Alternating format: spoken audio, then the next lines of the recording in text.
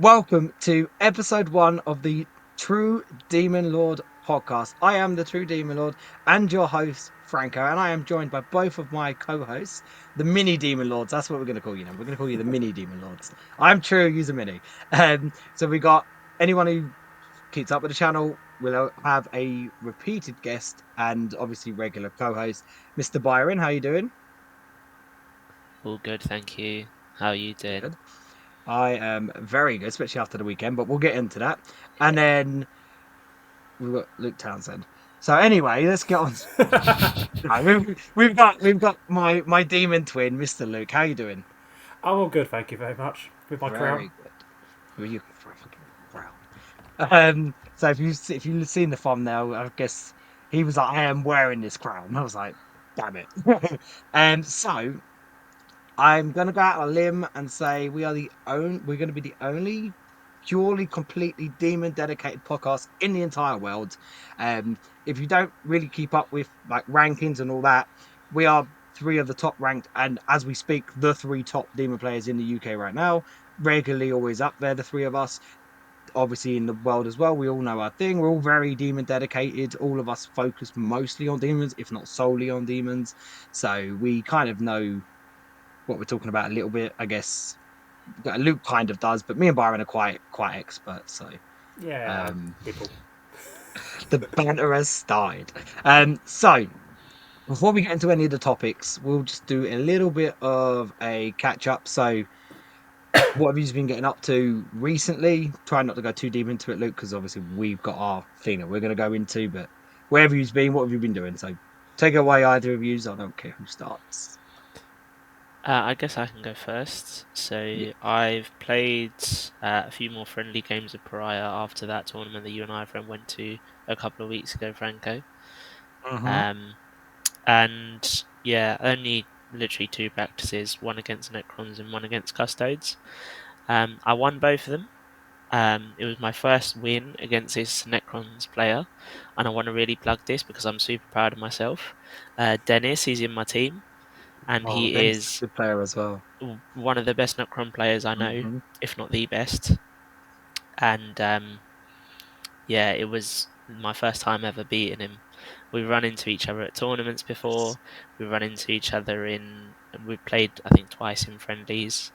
And this was the first time I've ever beaten him. And I think it was thanks to Pariah. Yeah. Nice, nice. That's a big win as well because I've never met him, but I know the name and I've seen him around and obviously about your team, and he's always doing really well at events. So He doesn't yeah, play an he's awful super lot, good. but he wins RTTs quite regularly. Mhm. He'll go to GTs and regularly get 4-1 or 5-0, and he's just such a good player. But he doesn't play a lot. Similarly, probably similar amount of events to me actually. Awesome. Yeah, he's a Necron. I mean, I think the Necron matchup is easier for us now. I mean, every time I've played it since Pariah and their latest nerfs, I feel like it's not as bad, but obviously good player pilot in it definitely changes up. And obviously we'll get to Sheffield in a minute. Spoiler alert. Trons did win it with a really weird list, which is really cool. Um, so I guess we can kind of we'll get into it in a bit, but Sheffield, you were at Sheffield on the weekend, same as me, Luke, and you Indeed, we did were. fairly well, not Yeah, too bad. did all right. Turned Um, up. did all right, turned Yeah, up, turned up. left for the football.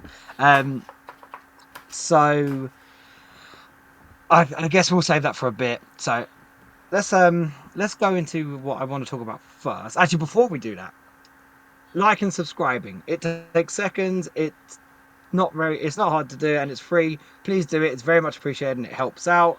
Um and we are almost at that first year goal in less than 3 months at 500. I think we're about 42, 43 off it now.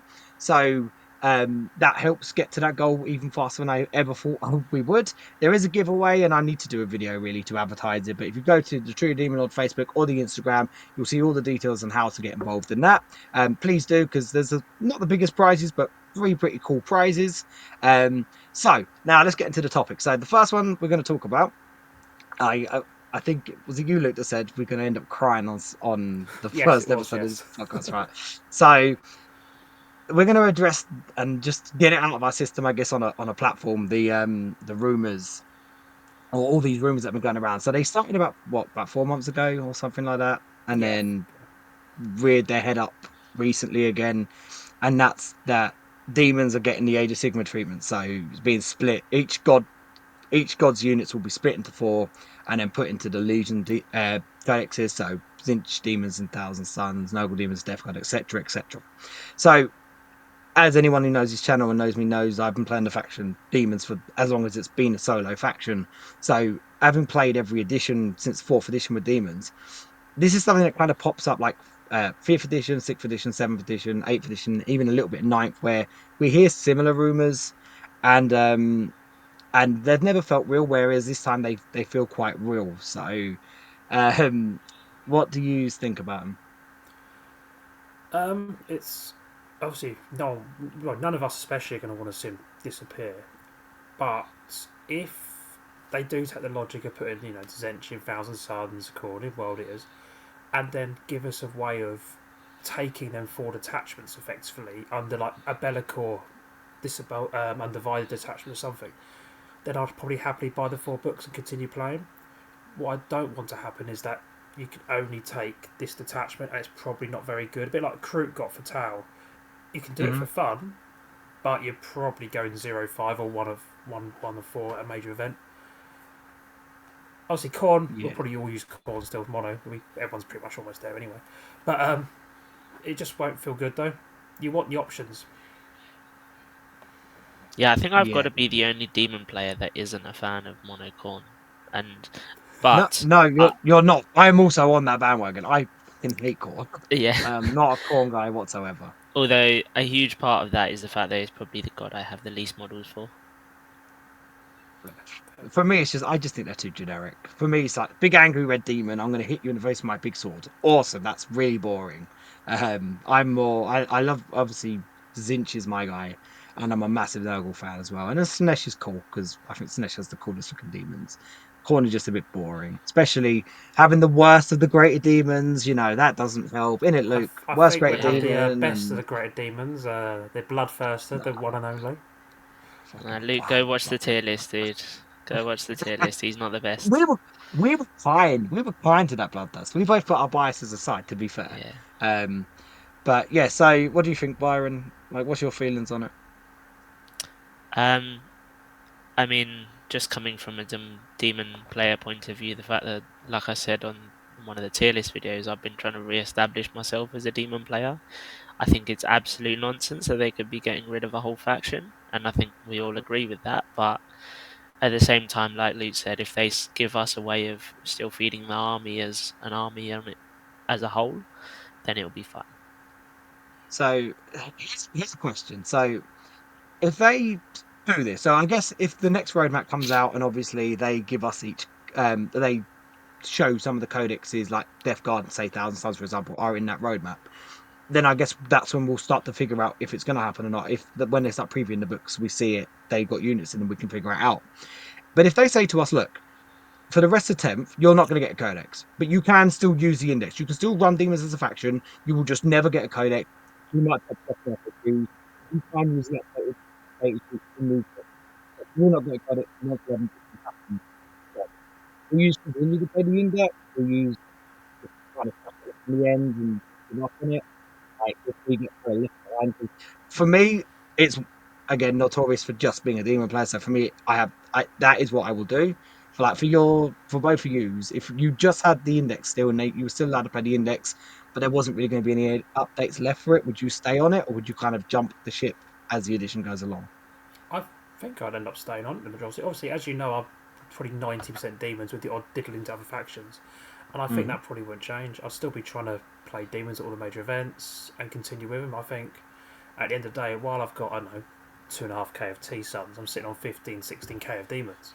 The difference is an army you've had for 10, 15 years. You just want to play it, you want to keep using it. So I think it's the same thing. If they give us the index, even if we just take, here's the T Sun Codex, here's your new Zench data cards, just put them into your index. Things like that, maybe. Yeah, I'll stay on demons for that. Byron? Yeah, I'd say the same. you know some of the other armies that I have available, and the fact that we've had codex releases for those already, including Necrons, including what is it, Tau, and I'm just not super interested to go into either of them. I think I just stick with the index. If they end up giving us the index to keep, I just stick with the index. More than happy with that. I hope they do, because I feel like to just pull the rug out from under us and go, all right, your faction no longer is a thing as anymore. It just feels even for them, it just feels really brutal. So like I would hope that if they are doing it, they would at least like slowly push us into it and be like, look, get ready. In 11th edition, you won't be a faction anymore, but you can still use the index for 10th. And then I'm like we've all said, like we between the three of us, we have what well over 40 years combined of experience with this faction, right? Because what 17, you were both what about between what like 14, 15 years each? I know you said about 15 years, Byron, right? You were, It's got to be I about that. think. Yeah, it's got to be And close to then that. I think 14 so or 15. yeah, so there's like well over 40 years of combined experience together, which is a shame to see that kind of go. Um, and then so yeah, so I've had a few people like say to me like, "What will you do?" Because again, it's what you do, it's all you do, and I'm like, I don't know. Like if again, I can't remember which one of you brought it up. It might have been Byron when we were talking in our chat the other week. If they give us so like they did with Crute in the Tau book, when you get the codexes for each of the legions, they give you a demon detachment, so you can run mono demons. And I guess if it came to that, then I guess I would just shift in between which one I want to play, which monogon I want to play at the time. But at the same time, I don't want to be like, oh yeah, what are you playing? Well, technically Thousand Suns, but I'm actually running Zinch Demons. Like that seems so small and insignificant, but yet that would really piss me off. Like, what's your faction? Well, it's down as Thousand Suns, but I'm not playing that. I have no Marines in my list whatsoever. So I hate that. But yeah, so I guess it's time will tell. I've had a few people be like, "Oh, like why do you listen to rumors? Like you shouldn't." And the thing is, I'm not going to claim to have all the inside knowledge because I don't. But I hear things from people that kind of know things, and I've heard a few things that sound a bit scary. And like I said, hearing rumors like this for the last however many years, this is the first time I've actually been like, "Oh shit, like this isn't good." So it's interesting to see how they do it. It's also interesting to see, is it just maybe they've done what they did in eighth and put like, because obviously we know they keep pushing the whole ally thing for the God Legion. So if maybe they do what they did in eighth and they put the units in the books and someone's taken that and run with it and over exaggerated it maybe, and maybe we are getting a codex. Like, so I guess the jury's still like we still don't fully know, and I guess we'll know more hopefully soon-ish. But yeah, so that's not fun. But I guess that's the bridge we'll cross when we get to it. We're still going to stick on it. If we have the chance to play Demon still, all three of us, I think it was quite obvious for all of us, like between ourselves anyway, we were going to do that. And then push comes to shove, would be forced off of it. Um, the other question is, so say either immediately or eventually it comes to you can no longer play them as a faction. You might play them in like each of the codex books. What will you do? Will you just start playing other factions? Will you play more mixed chaosy bits, or like what? How will you actually go about that? I think if it was Nurgle, because I already own some Death Guard, I would probably mix some Death Guard and Nurgle. I'd be happy with that. In terms of T Suns, I'm looking at it right now and going, how ridiculously powerful could Magnus be in a Zinch Demon list? Like he's the one thing that actually gives you some killing power, right? And the rest, I don't think I'd entertain. I've never been a huge Emperor's Children fan. Emperor's Children were the Chaos Legion that my dad absolutely loved, whereas I was always the Sinesh Demon guy. Yeah, but So you need to run them because you can't run your fiends otherwise. So you would have to run them to run your fiends because yeah, it's you're a just massive sad, fiend isn't dude. it? Sad, Yeah, isn't it? exactly. So I'd have to probably ally in some Noise Marines or something. They would be the allies, believe me, not the demons. no, yeah, that's I didn't even know. Like I've contemplated it. I was like, do I just give it up? And like, I've been generally like more like, do I just do Sigma? Because at least with Sigma, I can still use my demons. I know it's still the same thing, but I have no interest in every other faction. But saying that, I do. Thousand Sons are my second favorite faction because again, Zinch, and I do like Magnus. So I don't know. I guess it's time will tell. Right, so let's move off of that now. Let's get happy because we're being a bit sad. So on the weekend we had the Sheffield Super Major, it was about 203 players, 204 players. It was just over 200 players, took place in Sheffield over here in the UK, on the UKTC circuit and a big UKTC event. And both me and Luke attended it. And we both did pretty well. And we ran for because me and Luke we like kind of like demon twins, right? We have the same mind when it comes to demons. So we normally when we make lists, there was a while where we were just designing lists together and just running the same list, right? For quite a long time, and then we kind of shifted apart. But even then, we'd both be like, "Oh, look, I'm thinking of this list," and then we'd send each other the list we'd been working on. It's like one or two variations. It's like, what the fuck? Like we think exactly the same. So we have actually deviated a fair bit as well. There is one specific unit that I will refuse to run, whereas Luke will refuse to not run, will refuse to drop it. So I'm pretty sure you'll hear that throughout of this show. So I think the way I want to do it, because then I want to obviously I don't want Byron to be excluded, so we'll keep pulling in and out and talk about the games and going over bits and pieces rather than give a whole tournament report.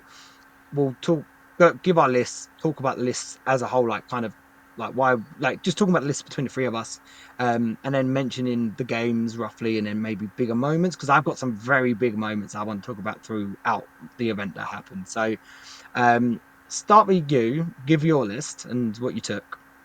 Okay, so I did start with the Be'lakor. I know he's a ongoing subject at the moment, but I still think, I especially on I'm UK gonna terrain. I'm going to interrupt you just briefly. That's the other thing is we are all Bellicor sympathizers on this podcast. All three of us, and actually, uh, after the weekend, he backed my claim up because he, spoiler alert, won me my last game, which we'll get into. So carry on. Yeah, it's very useful at the weekend. I'll get to that as well. Franco's favourite unit, the Bloodthirster with the enhancement. Fucking dickhead. I think Byron's a big fan of the Bloodthirster as well. Yeah, Great, we both love him so much. Absolutely love him. Yeah. great unclean one I with just the don't enhancement. understand how that motherfucker. I need to point to that direction. How that motherfucker gets so much use out of him, and he wins him games all the time. And I'm not discrediting him, but me and Byron have the Yeah. same experience where the blaster doesn't do anything. But because we go, nah, I'm alright. You want to reroute? Nah, I'm alright. Oh, okay, I'll go into charge. I just won't kill this simple thing I should be killing. It's like, fuck. Oh, he's such a dick. Right, go on. I won't interrupt you anymore. You finish your list, I I say promise. mine just has a habit of surviving on 2 wounds. Great unclean one, but yeah, great unclean one with the relic. I think that's auto included a lot this time. A red master, which might be a hint of where my list is about to go. One squad of Nurglings because I can never drop a Nurgling. I love my Nurglings. Mm-hmm. And a squad of Plague Bearers. Pretty much one job. 2 squads of 6 Crushers because again the red master likes those. 2 squads of Fiends, just squads of 3, and then 2 squads of Hounds. That is everything. Yeah. So I remember you because you obviously we have our own little chat, and you were saying about like you were thinking about the Ren Master, and I think both me and Byron were pretty much on the same train of. Are you taking? You're taking 12 crushes, right? And you were like, Yeah. yes. And we're like, take the Ren Master, 100% take the Ren Master. Um, yeah. That to be honest, the pressure that list puts out, it sounds like it puts out a lot of pressure, right? Yep. Like forward pressure going forward, and Yeah. um, I've 100%. I took glances at your games. I didn't really get to look at a lot of your games because you were generally finished before me. But that last game where we were playing, like you were playing in front of me, and I was looking at your back, I did keep taking little glances, and I could just see how. That was obviously a demon mirror, so that was pretty nuts. I was still trying to figure out whose bloodbuster was whose and whose ground clean one was whose. But it looked like, and there was one game.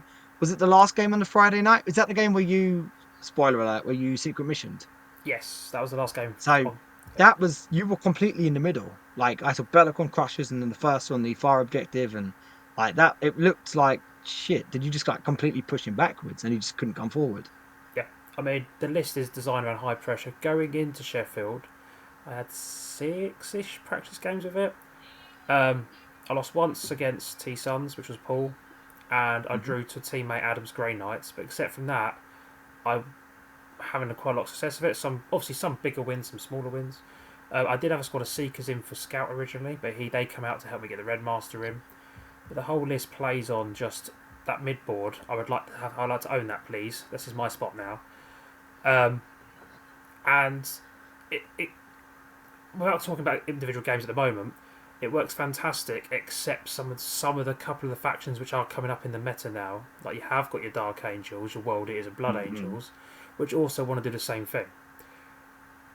So Yeah. yeah, So there is some rough matchups, and we'll talk more about it. So my list, there's elements that are the same. I guess I went to a kind of different extreme. So Be'lakor, obviously, I still think is amazing. And the no shoot came up in a couple games, especially my game against Cole Grundy, because he was like, I'm just taking all the SMS. I'm like, cool, Be'lakor, everyone within 6 of Be'lakor. I was like, I am not letting any of those fuckers get like blasted turn one. And then I had the ground clean one with the gift, because again, how can you not take him? I just don't understand how you don't take him. Like, there is no list you write where he isn't just the first thing you put in, right? not Like, the anymore. guy is just, he's so good. I have Rotagus because I think Rotagus is amazing, and we'll get into some of the Rotagas's cooler moments that he did. He didn't kill, he killed one famous big monster and held off another, which we'll get into. I had the Changeling and the Mask, so double loan up because I love the loan ups. And the Changeling was originally the Blue Scribes. I had 15 points that I had nothing to do with, so I upgraded into the Changeling and did not regret it. And the Mask, there's a reason. We'll get into it in a minute. And similar to Luke with his Rem Masks for his Blood Crushers, my mask came in for another reason. I had one unit of Nurkins because they are still so invaluable. Like, that one unit stopped like 8-bound scouts. It stopped like marine, like infiltrating, like it just allowed me to have a part of the board was like, I need to keep that objective safe. I can stop him getting anything near it early. And again, it stopped me getting like rushed by 8-bound turn one. So still very useful. 30 plague bearers because I love my plague bearers, and again, the denial my list put out for primary was absolutely nuts. Like, I think that is why I ended up doing as well as I did, because I was just able to early game just keep gumming areas of the board up, and then if I wasn't taking off the objective, it was stickied, which was massive. So then I had, so Byron will love this bit, and you've already seen it anyway.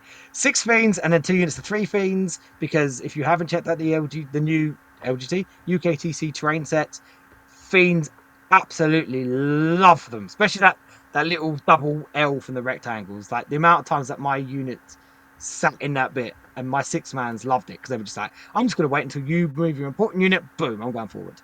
Then we had 1 unit of 5 flesh hounds and 2 units of 3 screamers for the chaff. But saying that, the screamers' damage over the weekend was actually pretty good. They've impressed me more than I thought they would over the last couple of weeks of using them. Just to, because that strength 6 is really nice, because it means you can go into like T10 and win it on 5s, and -2 damage is pretty good. The only problem they have is hitting on the 4s, but I had either they were hitting like once, or they were hitting like 7 times. So when they hit, they do hurt. So obviously the idea of the list is similar to Luke's in a different way. It is about pressure, but it's less about damage. It's more about just being really annoying. The mask obviously backs up the fiends, but that unit of fiends, the 6 fiends backed up by the mask, is really, really, really strong. It's so strong. I pulled down a Riptide from scratch. I pulled down 9 8-bound with it. I pulled down, what else did I get with it? I was going to finish the Avatar, but didn't need to, so I ended up killing. I can't even remember. They ripped through the Eldar list. Like, they killed about 5 units in the Eldar list. What else did they do? They were just really, really solid. The Thousand Sun game, they weren't amazing because I wasn't able to really. I used them to kind of bog the middle and just block out Magnus, but they wasn't really able to do much in that game. But apart from that, yeah. So the Fiends, I mean, we all knew Fiends were good anyway, but they are now at a point where they are actually decent, because at 105, I think they're incredibly good value. Decent's not Um, kind enough, man. no, you're right. No, they're insane, mate. Like I said, I come out the event running 12 of them, wanting 15. I was like, I want to make another unit of 3 into 6. Like, I really want to take advantage of it. And the mask, she was actually really good, because obviously the loan up, it allows me to do things like sabotage, or what's the other one? Recover assets. Yeah, And she scored that a few times, or containment, and be safe mostly. But also, she makes that unit 6 not just punch harder, actually harder to take because I had her near the unit 3 in the Marine list and in the Marine matchup I played, and I had some Blade Guard go into the Fiends, that unit of 3 Fiends, and at -1 to wound, they didn't even kill a Fiend. They took, I think I had one Fiend. No, sorry, they killed one Fiend, and then those 2 Fiends proceeded to kill 3 of the 3 Blade Guard and just left Ventress on his own, which was because they just went ham on their 6s. Um, but yeah, so on that, especially on that terrain set, the Fiends were absolutely nuts. So, hearing both of the lists, what do you think of either list, Byron? What do you like about both lists? What do you not like, and what would you maybe kind of play around with in either list? I think I really like both lists, and I love like the toughness and the pressure of your list, Luke. Um, 12 Blood Crushers. I'm sure multiple people have played with 12 and 18 that are listening to this. Absolutely love them. Personally, I've never been the biggest fan of Blood Crushers, but I do see for sure like their strengths. And in a list, when you have a Ren Master, that Ren Master can be buffing the Bloodthirst, so the Flesh Hounds, um, all of it basically. There's so much in there that you can synergize well with the Thirster and the Ren Master. So I really like it, and it is very much plays similarly to probably to my list that I'm going to be using this weekend. It's all out, just pressure, try and kill as much as you can early on, whilst also still having that toughness 7 with the crashes and still be pretty hard to remove. Your list, Franco, I really find it interesting.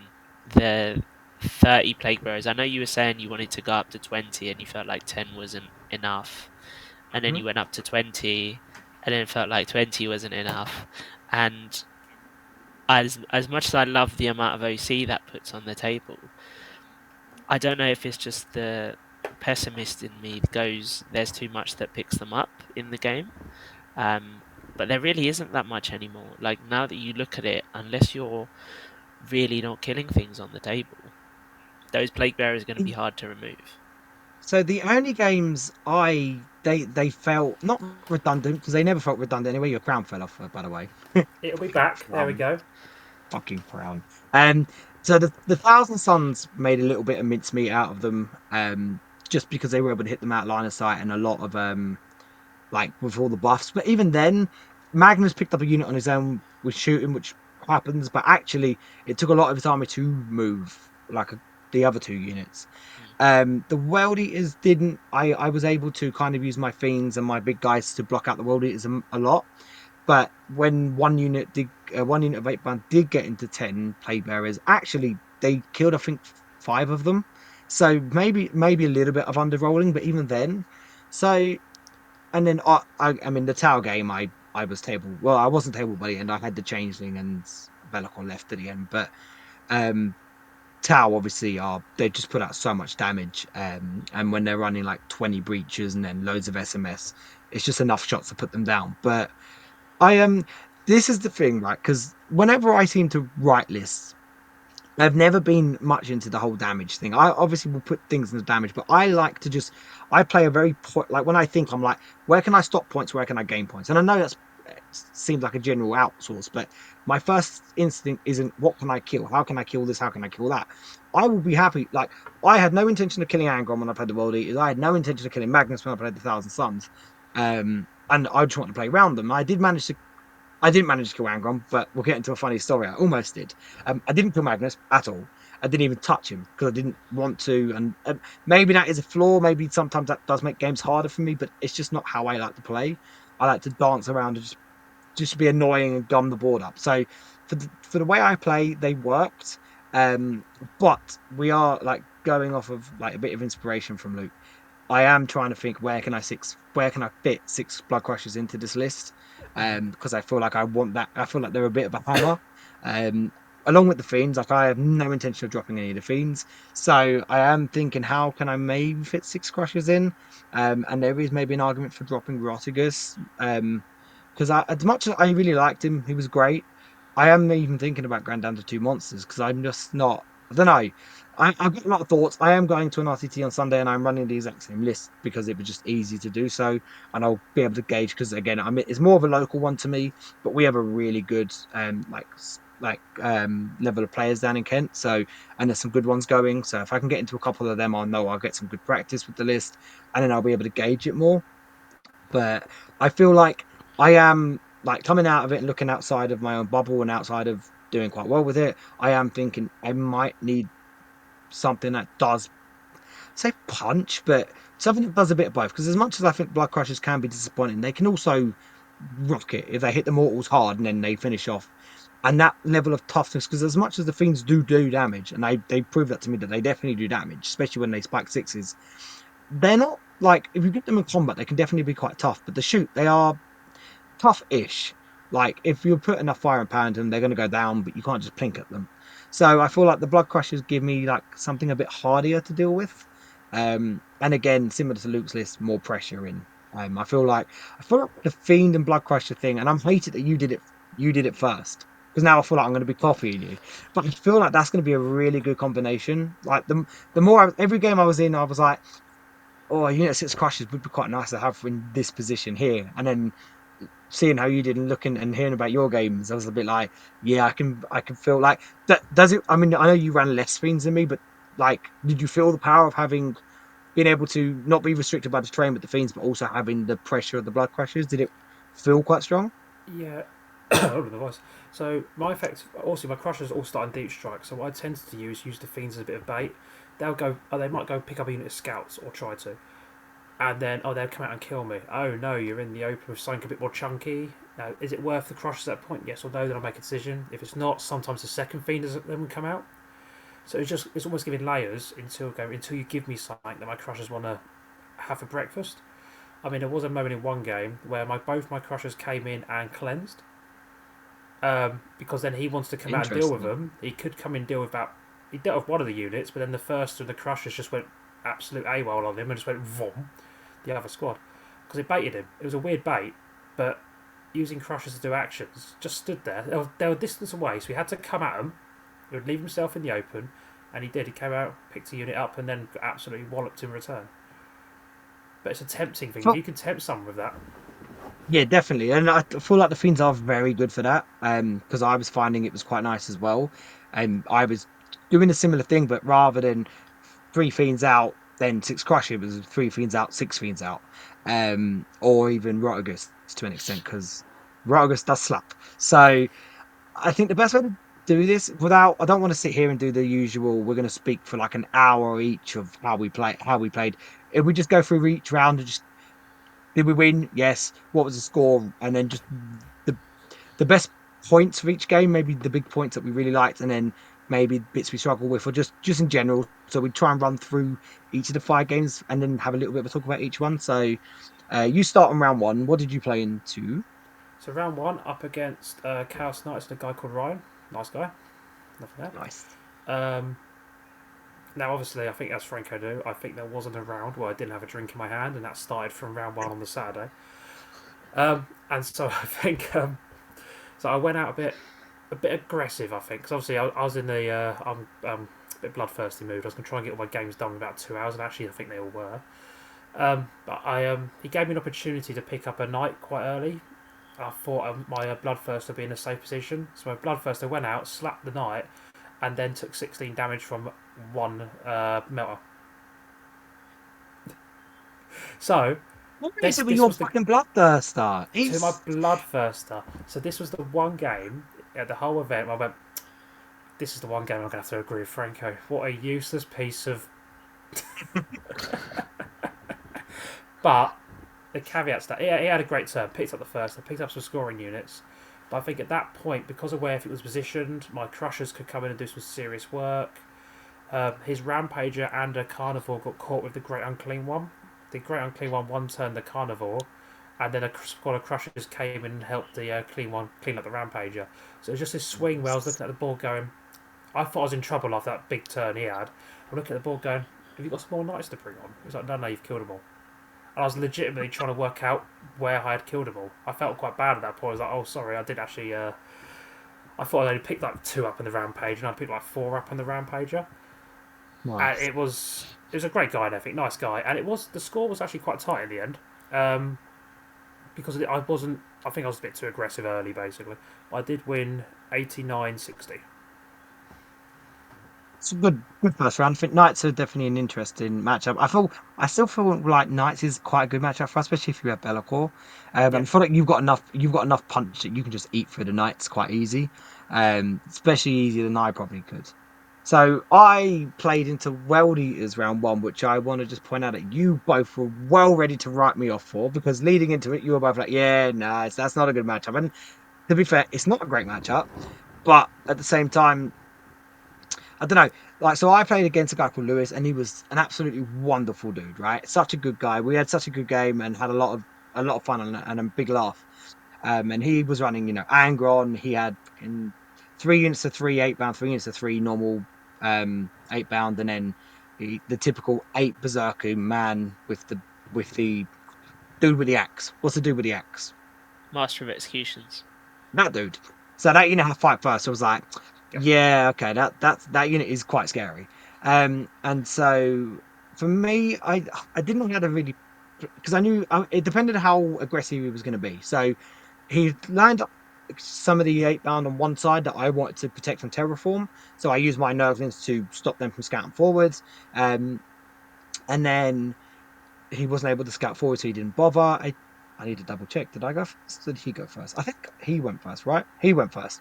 So going second, I was like, okay, I can just play the reactive game. I can be a little bit backward. So I kind of stayed and played it passive for the first couple turns. Um, and then he kind of pulled his rhino with his 5 dudes out into the middle. So I tagged out with the ground clean one, which the ground clean one took 3.5 turns to kill this fucking rhino, right? Which I was a bit like, I hate this. In hindsight, it was actually the best thing that could have happened, because of that, it made such a weird blockade in the middle. Then obviously Rotigus then went on the other side. Rotigus went in and killed with his shooting and combat Khan and 5 berserkers. On the turn, I drew assassinate and no prisoners. I was like, that's really good. Nice. Um, and then the other side, I had some fiends hanging around with some plague bearers beating up on these 6 8 bound, which again I managed to win on that side. And then the bit that I think he really misplayed. So he had 6 8 bound, it might even be 9 8 bound, like a mix between exalted and normal, on the other side behind his L, but he'd kept them behind the wall for some reason. So I had 2 turns because it was twice when he'd come out to kill. So the first unit player was drop 3 inches away, stole the stole the primary. So he had no primary turn one or turn two, and then he'd come out, killed them, but didn't still left me enough of a gap to then string again, but in between both units. So I took advantage of that and again blocked out more primary, and also used them to stop their mate man coming to the middle. And then big moments were Angron ran in the middle alongside 3 8 bound in the Rotigus. Rotigus did have 6 up 4 pain from the Grand Clean, and Rotigus with Bellacore behind him went, don't worry, boss, I'll keep him here for a couple turns, and just decided not to die, and ended up denying him a turn of primary and scoring me another turn of primary because half OC is absolutely amazing. While he also managed to beat up on the 8 bound. And then I think there was a demon player next to me who we had a bit of a conversation about this, and then me and the other guy were having a conversation about Bellacore versus Angron. We all know how that should go. Yeah, it did not go the way you thought it did. So Bellacore towards the end was down at the bottom. He split the 6 fiends out onto his backfield objective to at turn 4 to kill the jackals and then take the backfield objective because he couldn't then come and touch me. And then I then shot Angron with Bellacore, took some wounds off him, made Angron really angry. So then Angron jumped back on turn 5. On the turn, he drew assassinate. No, he bring it down and engage. So he was like, okay, so I've got to kill Bellacore because the other 2 were dead at this point. So we then came in. I was like, oh, Bellacore's dead. He took 8 wounds of Bellacore. And then Bellacore turned around and did 12 wounds back to him. I was like, he didn't kill him, but I won. And I just felt Bellacore back. I was like, I'll take it. That's a win. So I ended up winning 94-55. So it went a lot better than I was quite worried going into it because it's World Eaters. But I feel like as much as he maybe could have been a little bit more aggressive, I get why he wasn't, because I had that unit of fiends threatening in the middle. But Rotigus, I think, was a massive part of me winning that game by just holding the middle. And then the Ground Clean one, while I was annoyed during the game of how can he not kill this Rhino, actually made that unit of 10 with the Master of Executions, made it quite awkward for them to come out. So when they did eventually come out, and it wasn't like they killed, like, I think they killed the plague bearers. I was able to shoot them with enough stuff to make them not as threatening to go into, and then I ended up killing them. I think with the Great Unclean one after he eventually killed the Rhino and 8 bound. But yeah, so I was quite happy coming out of that. And then round two, so I'll go next. Go straight back into me. So I went into Carl Grundy. For anyone who doesn't know, is one of the best tower players in the world, right? Not just the UK, Yeah. definitely the world. Yeah. So he had a lot of SMS, and so it was literally a Bellicor sat in the big L, like the big building at the back, strung everyone out. So I made it quite hard for him. I kept denying his primary, so I was playing it really well. Um, and he also played it really well coming forward. We were both kind of having a really good close game. The Six Fiends came out with the mask and absolutely tanked a Riptide from scratch, which was amazing. And I had the objectives tied up, and I thought, okay, as long as he doesn't have a stupidly good carry on turn, I'll have another turn to push forward. I think I'm going to get him here. And then I jinxed myself because then he just every dice he rolled was a 5 up, and everything he looked at died. And I was like, yeah. And he just looked at me and was like, yeah, I just had a tower turn where I just killed everything, and literally it was like awesome. We can figure out how it goes from here. Belloc on the changelings, all I had left at the end of the game, but there wasn't really much to go into it. It's a typical. I came out, danced around, grabbed him, killed some stuff. He shot some stuff, killed it. Got to turn 3, I died. It went how a lot of tower games go. I was just hoping for him to not spike the 5s because I was confident that I was going to lose a couple of units, but I had enough in the middle that I was like, I can push forward. And it was just like everything he shot just died. Like Rotigus died, the Six Fiends died, the Ground Clean one died, 6 Screamers died, sorry. So that's a lot to kill in one turn, just because everything he shot, because he still had his two. He still had 2 Riptides, he still had a unit of Breachers, he still had 2 Hammerheads. So he had a lot of firepower. So yeah, and he'd been chipping the Ground Clean one, so it wasn't like he killed the Ground Clean. I think the Ground Clean one had like 6 wounds, and then died from whatever shot I can't remember. So we take the loss and turn to round 2, which meant pressure was on because I knew I needed the 4-on-1 for the space points. So I was like, now I have to go 3-0. So I was a bit like, great, this is going to be a really like stressful weekend now. So, what about you? So the disadvantage of finishing rounds early is that I continue drinking. So I'm going into round 2. I was on my 4th beer now. Anyway, so I get paired against an Eldari player, and I go, okay, Eldari. Then everyone around me is like, oh. I'm like, I don't. okay. So I got a I don't guy think so. called I like that matchup. I got a guy called Luke Quadling, who is currently UKTC ranked 1 Eldari and 32nd in the country or something. It's like, great, okay. Cheers, guys, for the confidence, though. Went up. It's a weird one because it's triple fire prism and night spin and all that. I can control a lot of his shooting, and effectively, I caught his screens quite early, grabbing them nicely. At that point, I was pushing in. He did complete a secret mission, but at this point, I think I was 40 something points ahead going into his bottom of turn 5. So it ended up being a relatively comfortable win. I think there's a few mistakes, but I was able to grab his little scoring units. And I think that makes a difference. I got some crushers. Well, crushers just going everywhere, to be fair. They just eat the field when they want to eat the field. I think this is like that matchup, right? Like they just Eldari, I kind of don't put mind the all the Eldari match, especially when you see squishes off. triple fire prisms. Like, come to me then. Bellicor, hold Yeah. on.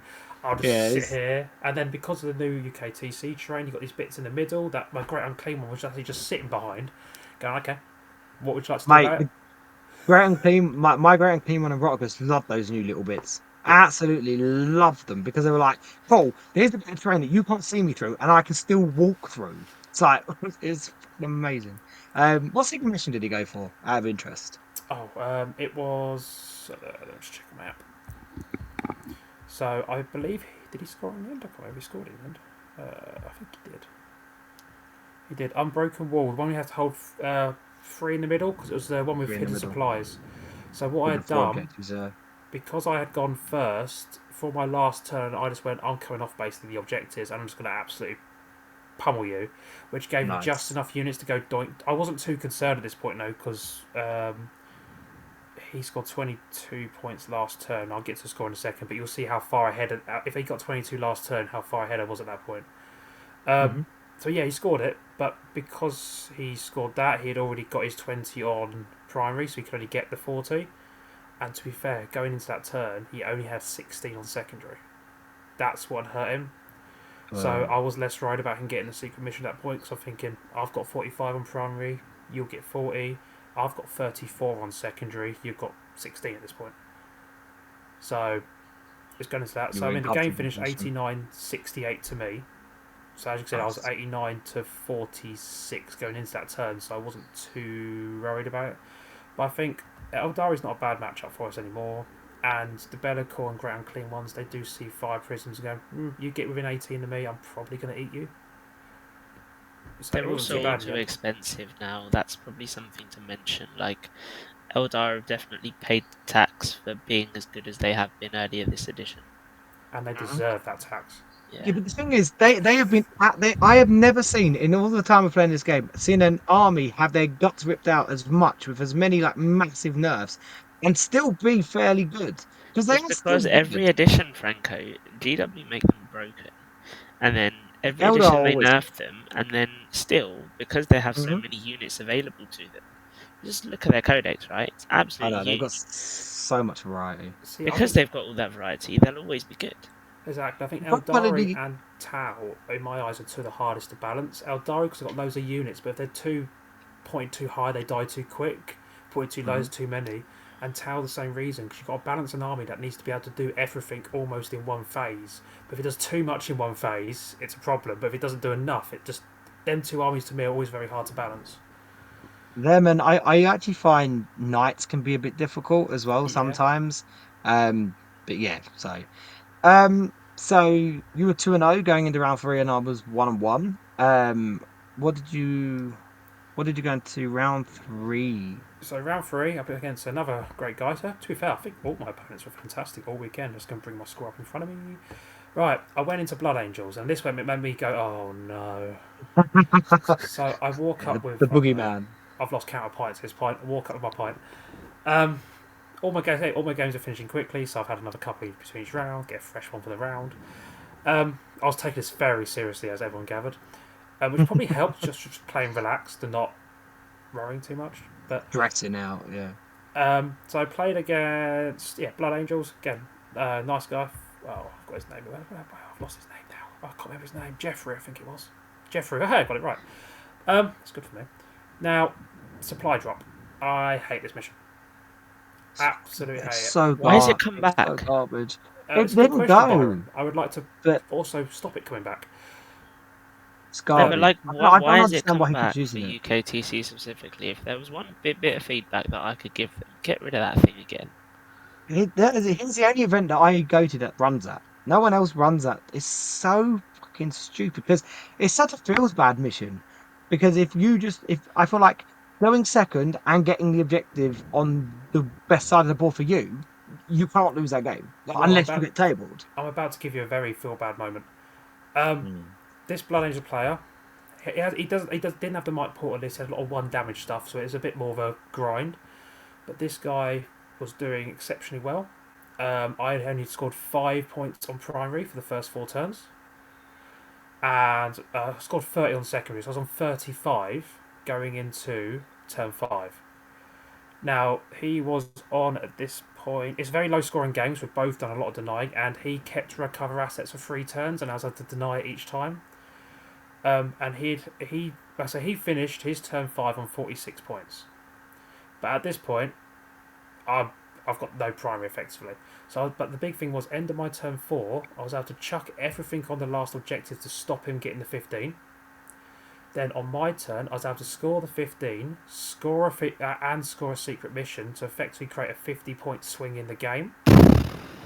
At that point, he should have, if he was able to hold the 15, which he was likely to be able to do, he would be on 61. And if I didn't obviously score the 35, I would have been on 52.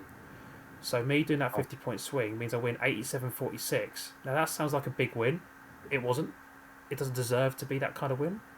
But that going second on supply drops with secret missions, I can just go, right, here's 35 points in primary. What are you going to do about it? Yeah, I feel like secret mission as well. On top of that, makes that it's just such a. I hate when that's how games are decided. It's just such a feels bad mission. It But wasn't feel bad.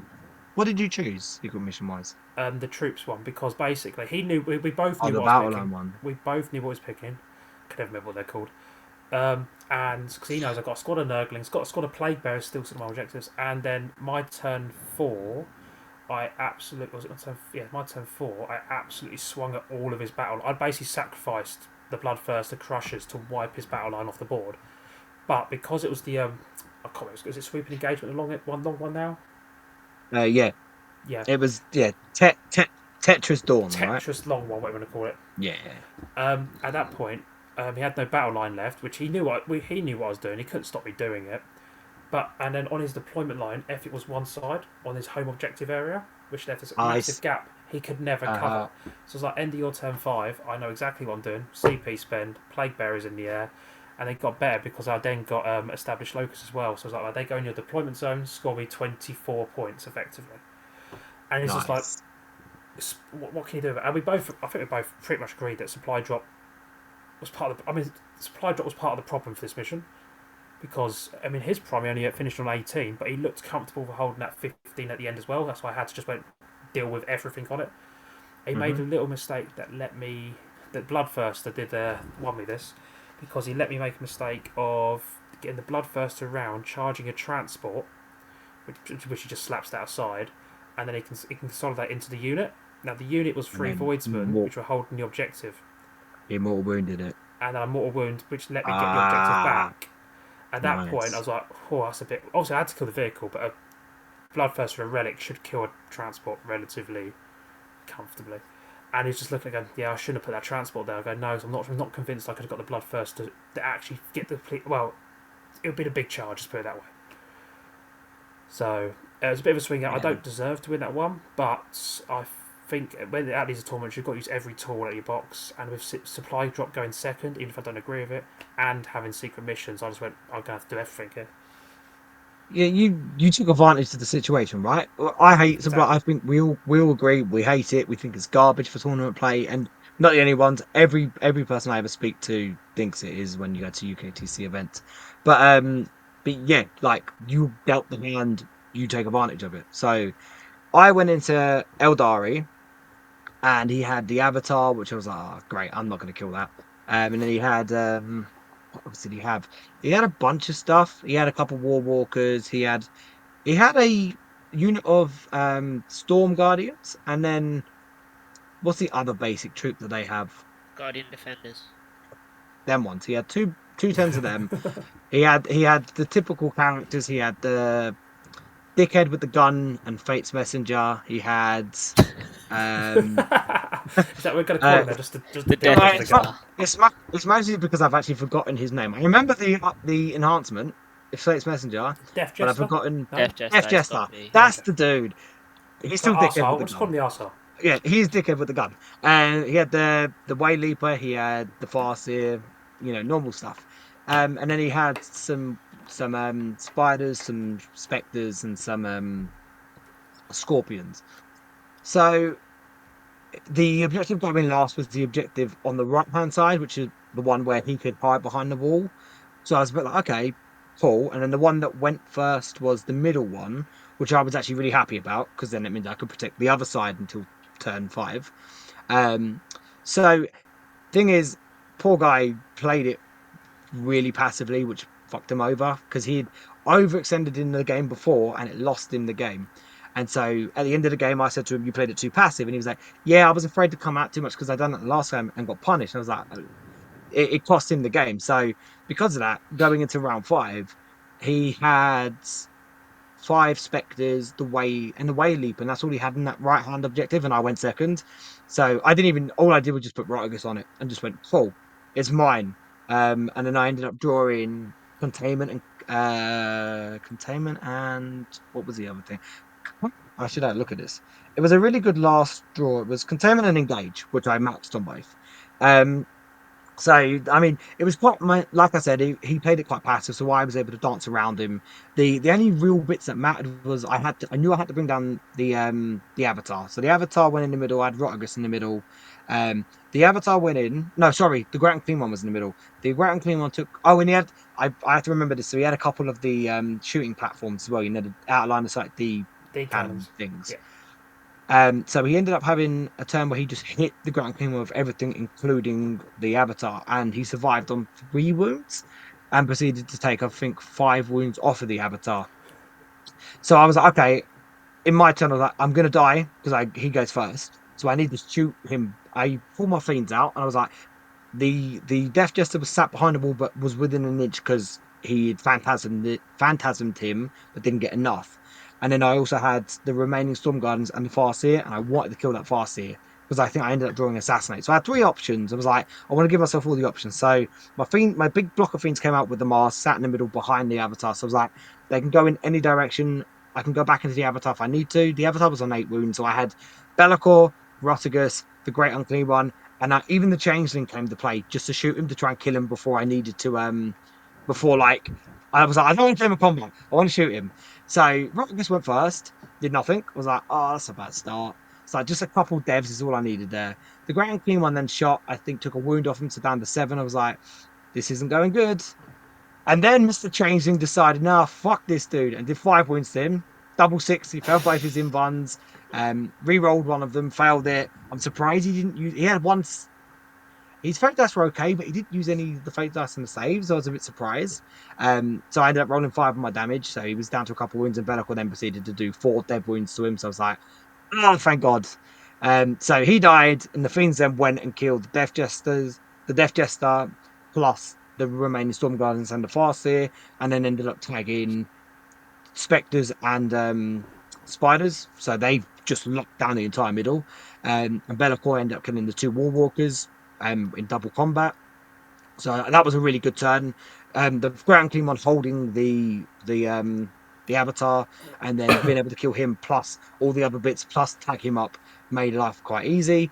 Then Unit Screamers came forward and just decided fuck those Scorpions and just wipe the Scorpions out in one go, which then cost him primary. So he only scored 5 points of primary on turn 3. And I managed to get 41 points, which I was just like, what the fuck? Like, I've never scored that high on supply drop because I just tagged him up, kept him like from doing anything. And like I said, he played it too passive, so I took advantage of that. He looked at Secret Mission, decided no, there's nothing I want to do there. So that was quite good. He did score well on his primary. He scored 37. I scored 38, so I had a bit better primary and ended up 89.52.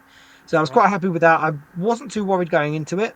I was just a bit like, if he just decides to yeet forward and just be everywhere, I feel like that would have been a little bit of a problem for me, maybe. But he played it way too passive, and I was able to just keep him back, stop him scoring at all. Like I said, 5 points on primary.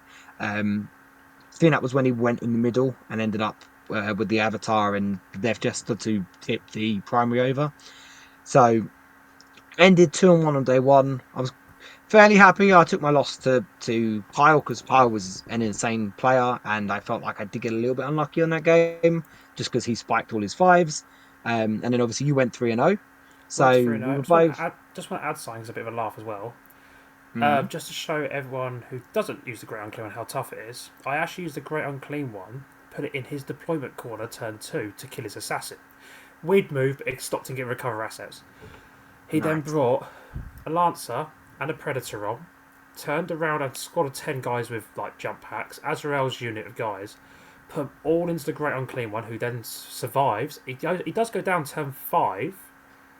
At this point, he's killed Azrael, He's done kills his his job. unit, kills. He's done his yeah. job at that point. Yeah. It's just like he's like, I've got down to 2. Yep, I take that. Take a battle shock. He's in a shadow. I heal a little bit. Next turn, okay, you don't do enough. And he's like, I don't know if it was the right move or not. And I'm looking at it going, his tanks did almost nothing. I think his tanks did do nothing at all. He had bad rolls. I had good rolls. I was like, to be fair, if your tanks did something, you kill it. But at that point, I've still dragged your entire army back to your corner. And just the Great Unclean One's toughness is just unreal. It's He crazy. he's got. I win games single-handedly just by pushing him into the middle and getting natural shadow because He's no one can get him he's off it. he's got to be the toughest single model in the game. Surely there isn't. For Like that price point, there's nothing near as strong. for his price point, because obviously Catan are quite tough, and so are the Avatar and the Incon, but for his points, because I think he's cheaper than all of them, right? He's cheaper than every Catan. He's cheaper than the Avatar. He's cheaper than the Incon, I'm assuming. I think so, yeah. Um, so yeah, for his, I mean, I think pretty much everything Nurgle is all good points per win value generally, anyway. So and yeah, like I said, my Grand Clean one held the Avatar in the middle, which ended up allowing me to then bring him down easier. So yeah, so going into day um 2, I ended up getting Vanguard Space Marines, which is like a blast from like November, December last year, right? So it was the typical um John Lennon style list. You know, you had your Centurions, aggressive one with Calgar, 9 fucking Inceptors, which were wankers, but they had the plasma, not the bolters. So I was a bit happier about that. And then he had his infiltrators with the librarian, so they couldn't be shot, which I was like, cool. We don't score primary in this mission because it was what mission? Burden of Trust. So you don't score primary. They would score 2 points, I guess, every turn, but I could deal with that. So speaking earlier about not wanting to do loads of damage, I decided I was going to play this game of just screening him out, taking advantage of the good setup of the terrain, and just making it so he had no angles on anything important and just kept blocking him. It was a very interesting game, so I had to be very focused on my screens and my screening. We all know what that's like when you're in that game where every bit of movement and every inch of movement and every deep strike drop is really, really important. You've got to get it exactly right. That's already enough on your head, right? And then when you're playing again, without going too far into it, playing against an opponent that, while was okay, made the game a little bit harder just through some different things. It made it a really, really, I would say stressful, because I find it weird saying stressful over Toy Soldiers, but it was quite stressful. I was like sitting there with my hat on, like pulling my hat off, like, how the fuck am I going to get through this game? Like, we had a few moments in the game that made it a little bit more stressful. For like, I'll briefly touch on it. My Fiends had a 3-inch charge on his aggressor unit. He done his runaway strat, rolled a 3. I then rolled a 7 on the charge, and then for some reason he had me 8 inches away when I was already 3 away, and he only got 3. So we had a bit of a moment there, but we got through it thankfully. And but yeah, so essentially I had made it so all his scary stuff sat in top left corner. Again, he kept, I don't know why, but I guess I kept pulling him out into that spot where he wasn't stopping me from getting on the objective on the left hand side. So I was able to keep denying it with 3-inch deep strikes. I was essentially just giving him play bearers, I was using my play bearers to tag up. He had his, because I'd made it so the Inceptors and the aggressors and the Centurions were kind of all in the same area of the board. So I was blocking out movement with the Centurion, not with the plague bearers. I was tagging everything. The Fiends and the big block of 6 plus another unit of 3 were kind of going in. I guess the thing I should definitely mention as well is my opponent actually went fixed and went with Assassinate, Bring It Down, which he was like, so he come into it maybe a bit too, yeah, exactly. He was like, mate, this is like a 32, 36 if you give it to me. And I was like, in my head, to him, I didn't want to give anything worse. I was like, yeah, okay. In my head, I was thinking, you absolute fool. Why would you do that? He got he got 10 points on primary, and that's because I gave him Rotigus on turn 4 because I wanted to flame something, knowing that he would die, but more so because I was like, he'll want to kill Rotigus. He'd already made it very clear he doesn't like Rotigus, so I kind of played on that. Rotigus down, denied some primary, killed or killed most of the unit of Inceptors with the shooting, and then let him die. But then the Mask, the Changeling, the Grand Clean one, and Be'lakor fucked off on the other side, and he couldn't touch them. So he got 6 points to bring it down, 4 points in assassination, and that was all in turn 5, I think. Turn 4, sorry, he got it in turn 4. And he got 22 points on primary, but he only got 1 Burden of Trust. Because that's not right. He should have had, okay, so he screwed himself over, and I forgot to give him it. He should have had another 4 points on Burden of Trust because of no, sorry, he did. Sorry, I tell a lie. He had moved away from his objective. So no, that's right. So he got 2 on Burden of Trust because he only managed to guard once, because it was weird. I don't know why he brought the unit forward. He wanted to do some damage to some fiends. but didn't do anything to them. He did take secret mission, which was get Calgary on the back foot objective. When he was deciding, he had said, "What battle line have you got left?" And I was like, "Well, I've got these 3 Nurglings over here, which I using to screen out round the ground clean one, and I had like 6 plague bearers on the other side." He was like, "Oh, okay," and he put the card down. I was like, "Do I be a dick?"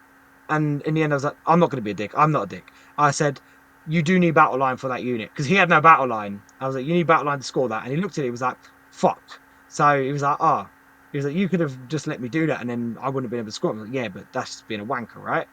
So then he's like, "All right, I'm going to take this one," and instantly I was like, "He's on that side of the board anyway." I was like, "You don't tell me, but I already know what it is. It's going to be Carl get on the objective." I looked at it. I was like, going into turn 5, which is when he up, he down, he'd on it because he went second. Um, he was on 22 points. That's with 10 points of painting. So I was like, have your have your 20 points. So I ended up winning 80-42 in the end. Um, but yeah, it made it really like it was such a slog of a game just because it was I was very everything was I had to be very precise on all my screening, to the point where like I was able to have monsters sat in certain parts of the board, and they were free to not be shot because again I'd stopped that like took into my mind like if he rapid ingressed, then moved, he still wouldn't be able to draw line of sight because again screening. 3 fiends held off 3 Bladeguard and Ventress in the middle, and then killed the unit over the turns, and then 1 hero flesh hound. So I had a unit of 2 flesh hounds left after they got shot. Went in to tag up a unit of Inceptors. He ended up killing one of the flesh hounds, but left the other one. Decided to. Here's the thing: it's only clicked afterwards. Are both versions of their guns pistols, or is it just the bolters that are pistols, or are any of their guns pistols? I'm pretty sure they're both pistols. Oh, not sure. Okay, well he never shot them, and I didn't even think about it till the end, and it was more of a shit. Did he? He didn't even shoot them. Anyway, this one single flesh hound went down to 1 wound. Battle shock went back up to 1 wound. Went down to 1 wound. Went back up to 1 wound. Went down to 1 wound. Went back up to 1 wound. And this one dog was like, "No, you are fucking staying here." So that hero flesh hound just made my life easier. So yeah, so that was game 4. I was like ready to go home at that point. Cause I was like, that was way too much stress for a Sunday morning, but got through it. We were 3-1, and then it was just like let's hope the normal Franco last game at 3-1 curse doesn't kick in. So yeah, how did you get on in your So game 4? going into round 4, obviously I said all my opponents have been great so far. Round 4, and round 4 opponent was great as well. To be fair, was up to the table. Beer had a beer in hand already. Again, was it 9:30 at this point? Playing Ben Jones from VT. You were So on stream as well, weren't you? I was. We don't discuss. We don't just don't Yeah. discuss the game. He's Dark Angels. He's an amazingly top player. Did he go 5-0 in the end? No, he lost to. Was it Porter? He lost to one of the top guys in the last round, I think. I can't remember I myself, think. to be fair, without checking. Maybe that was one of the top tables, wasn't it? Let's have a look. Pretty sure he lost to one of the top cut. Oh no, he beat Kyle round 5. Oh, so he went 5-0. He lost to Johnny Simmons in the Shadow Cup. Oh, he was in. Of course, he was in the shadow round. Yeah. So, great guy, no issues. He just, if I'm honest, Dark Angels A are quite tough. B, he's just a fantastic player. He played everything perfectly. He hell blasted Bellicor and the Bloodthirster one go, one turn after another. It's just like I can't get near them at the moment because he's screened them perfectly. Terminators are in front of it. I just couldn't get the angles I needed on that game. I didn't score too badly in the end, but he's just if I'm honest, just a much better player. Was it the Inner Circle task force he was running? He was running, I think it was Gladius. Okay. So I can give you his list if you want. I'll give you a quick rundown. Azrael, we know where he's going. Captain, 2 librarians and a lieutenant. I don't actually remember what the lieutenant did, to be fair. Is that lieutenant also goes with the Hellblasters, maybe? I don't know. 5 assault intercessors, 5 normal intercessors, 1 impulsor, and then 2 squads of jump intercessors, and then he comes to 2 squads of Deathwing Knights, 10 Hellblasters, 2 squads of 6 Inner Circle companions, and 2 squads of scouts. So it's got everything everything I tried to pick up, I tried to get rid of one of his scouts turn 1 with Fiends. They only killed 2, I think. I was like, okay, we're going like this, are we? That was just, it's just what it is. It happens, doesn't it? Yeah. And no, yeah. So in the end, he wins 76-53. Great game again, and he fully deserved the win. He's a very good player. I played him at Leicester last year, and after turn 2, I was like, okay, I think he's really good, but fuck it, I'm gonna get him. I'm gonna get him. And then turn 3, he sent me packing for an early night. I was like, great, awesome. So To be he's fair, absolutely insane. we're going into this on with table 2 technically at this point. And obviously the Mhm. judge comes over, you've got to play on the clock. And me and Ben looking at each other going, this is not going to take 3 hours. We both know exactly what we're doing here. We're both going to end up in the same spot. So after about an hour and 45, yes, I was on my 3rd drink. Anyway, I went straight back to the bar again. I swear I'm not an alcoholic. It's rare I don't drive at these events. That's what's happened. I normally He drive took to advantage of it. every single one. So this is the one for a long time I haven't driven. So I was like, no, I am taking full advantage of this. But yeah, that's my round 4. So we were both going into the last round at 3-1. I feel like you're not talking enough. So do you want to give some thoughts, Byron, of how you think we've got on so far? This is Um, what we've had to go on We both about. suck because we're not 4-0, is what he's about to say. you know what? I think both of you have really encapsulated what I think demons are post pariah, and you've both captured opposite ends of it. So, Luke, your list performing super well through pressure and just killing stuff, while also doing well on points because you can use some of your killing units to do points because you just have that much killing power. And then Franco, pretty much the opposite. You're point scoring units and you have so many of them that the opponent can't deal with them, and you're just lowballing people a lot with that point scoring. The fact that you had a game where you won, was it 80-42? Like, that is a Yeah. crazy, crazy score, a low score for your opponent, and I'm Mhm. very surprised by that, but that's the kind of scores that you can get in Pariah nowadays. Yeah, I feel like with Pariah, this is why I feel like Pariah is really fitting with my type of play style, because it's a lot harder, I find, to score secondaries if you don't plan it properly. If you can just obviously against some really high level opponents, you're going to find this a lot harder to do. But against opponents that are maybe not right at the top, you're going to, if you can get them out of position, if you can just kind of play about with them a bit in even tagging or just in general sacrificing units to make it harder to score, you just screw people over. And that's kind of why I built the list, just to try and do that. And to be fair, in 3 of my games it worked. The one game it didn't work was against a really, really good player. So my theory was, if I run into any of those top level players, it might not work.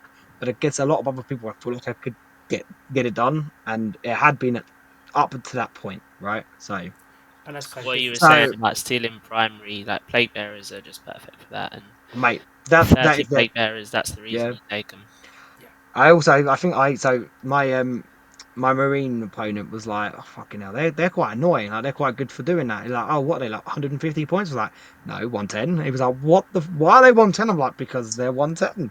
And I think they're fine at 110. I mean, they aren't really cheap, I think, but still, I don't think you like can pump them up anymore, because saying that, the damage isn't bad when you got Rotterdam about, because I was having them pick up. I haven't even mentioned them killing Corn Berserkers and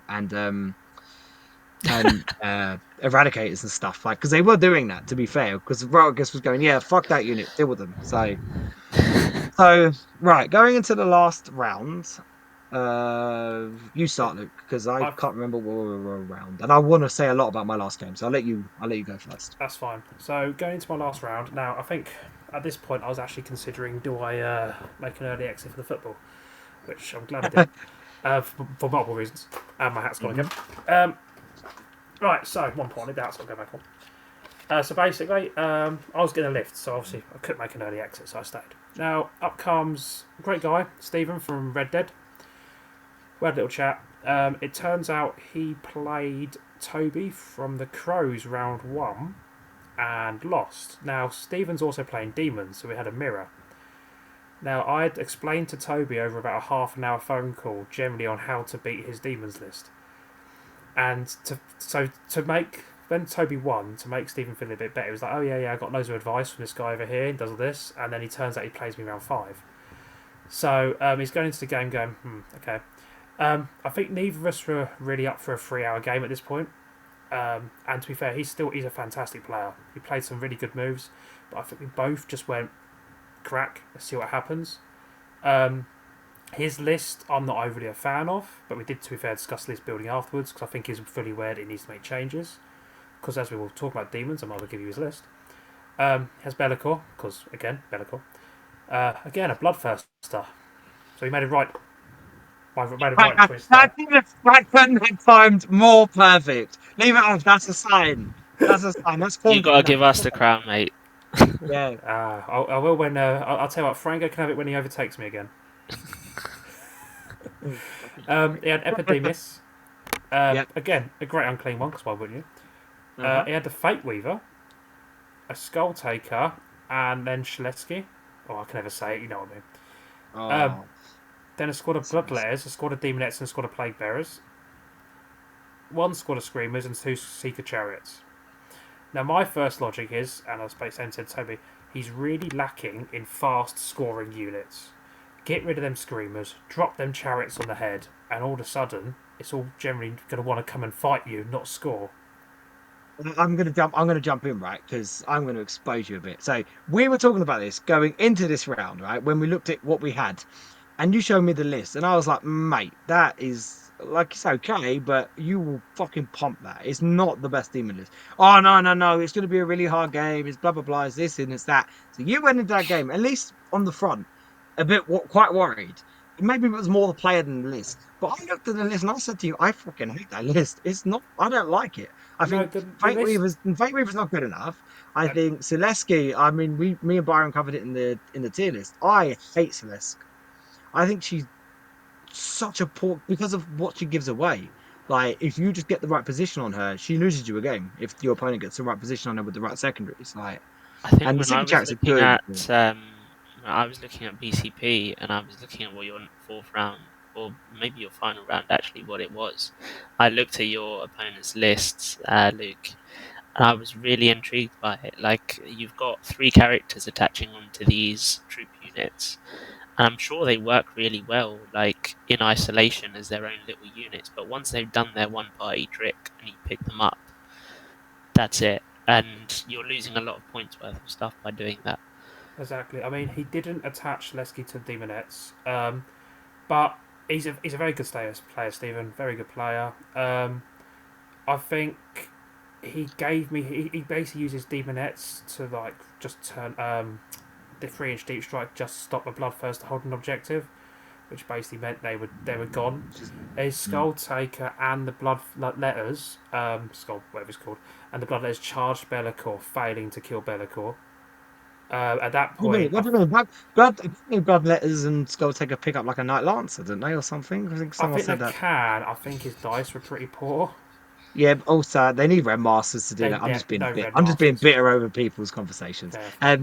Yeah, no, like to And be then my honest, I crushers think pick 'em even up. on yeah, exactly. Yeah.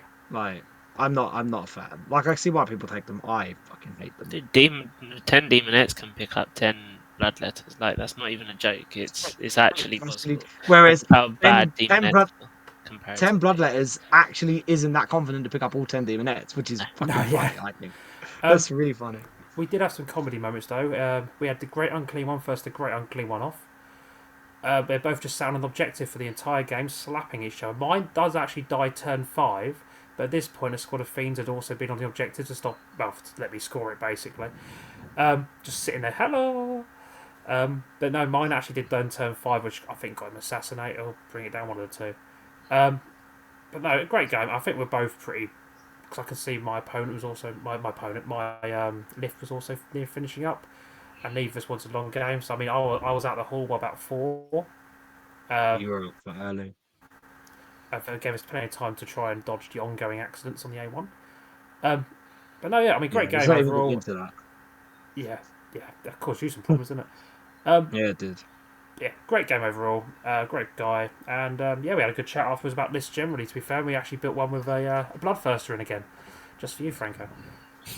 I'm getting more and more convinced by this Bloodthirster thing. No, but fuck him. I'm just I'm gonna looking run at it too. going, the next time I use him, it's going to happen again, and then I'll put him back on the shelf. You, you were there. It happened to me. I had Yeah. him, and I said to you at the end of the event, to your face, he's going back. I sent you both a picture of him in the fucking bin. Yeah. He sat in that bin for like a day. I swear to God. It's pretty sure So you messaged me going, "Oh yeah, so you've convinced me to use him again." And at the end of the event, he's in the bin, and if you mention it mhm, again, it's going around your head. I did. I said I almost brought him on the weekend to smash in your face. So fuck that dude. Look, I just think mine is just eternally cursed. They just never do the job for me. I don't know. So. But and it's not even like, oh, I don't know how to use a big combat monster because Shalaxi, I swore by for so long, was winning me games. So I don't know. Right. So you went 4-1 in I the went end, 4-1. which was expected. So I in my game, obviously quite late in my game, I knew you'd won. So then it was like ultimate pressure on because I needed to make sure I was still getting that 4-1 to keep up with you in the rankings. So I can't pronounce his name. He's the French guy from, and if he hears this, he might be offended, but it's the French guy from War Masters. Um, Is it I Yam? yeah, him. I can't pronounce that name. But yes, him. Um, and we've played in the past. We had a really good game in the past. We have he's a really cool dude. We had good banter. We had a good laugh. Um, so obviously, thousand stuns. He's similar to us. Faction specialist, loves his army. He had Magnus. He had. So I will be completely honest. I completely disrespected this list, as Luke will attest to. Um, What did I and say before the game? I said to him at the end, I said, I'll be honest, I was like, yeah, I don't see how this list is that good. I ate my words because I misplayed this. I think I actually, looking back on it, misplayed it very badly. And we'll get into how it went. So he had Magnus, he had 5 units of rubrics. There was, I think, 3 Infernal Masters, Yeah. 2 dudes on discs, a normal sorcerer or a couple sorcerers, maybe, Ahriman, 2 spawn, and a rhino, and 2 units of cultists, which I found out when they died. I gave them CP, so I I killed them both in the same turn, so we only got the 1 CP. So I was like, I can deal with that. Um, so so much happened in this game. I can't even remember all of it. All I can do is give you the bits and pieces. The Great Unclean One decided to tank like 5 Doom bolts and multiple shooting, like from Rubik squad plus some out of line of sight stuff, and to give me a couple turns of primary. So he helped me massively. I played my usual game of just denying, which I managed to do, but he went 5 on primary, 5 on primary, 10 on primary, 10 on primary, where I went 10 on primary, 10 on primary, 5 on primary, 5 on primary. So maybe being as my usual, I underestimated how much damage those Rubiks put out, and they put out an insane amount of I damage. did warn Um, you. you did, and I didn't listen. Um, but Magnus, I was just looked at and was like, I don't know if I'm going to get him. He's pretty nuts with his damage. I had a really clever play. Like he moved the Rhino up to. So actually, before I get on that, it really annoyed me. So I drew area denial. I picked up Screamers, brought them back down. He had one dude that had a relic flamer or an enhancement flamer, and Yep. overwatched my unit of Screamers and killed them dead. So I had to then bring down the Plague Bears, which I wanted to use with the Ground Clean one to help secure the top objective, to then sit in the middle. Just one dude, and then the rest sat behind the L that sat like in the middle. He then pulled a Rhino forward, and at the end of his movement phase, because I still had the shadows, I dropped Rotigus 6 inches away on the other side of the objective because he didn't cover the full 6 inches on the objective, and Rotigus kept me that for a few turns, which was nice. And then Drew bring it down, so Rotigus killed a Rhino for a couple points.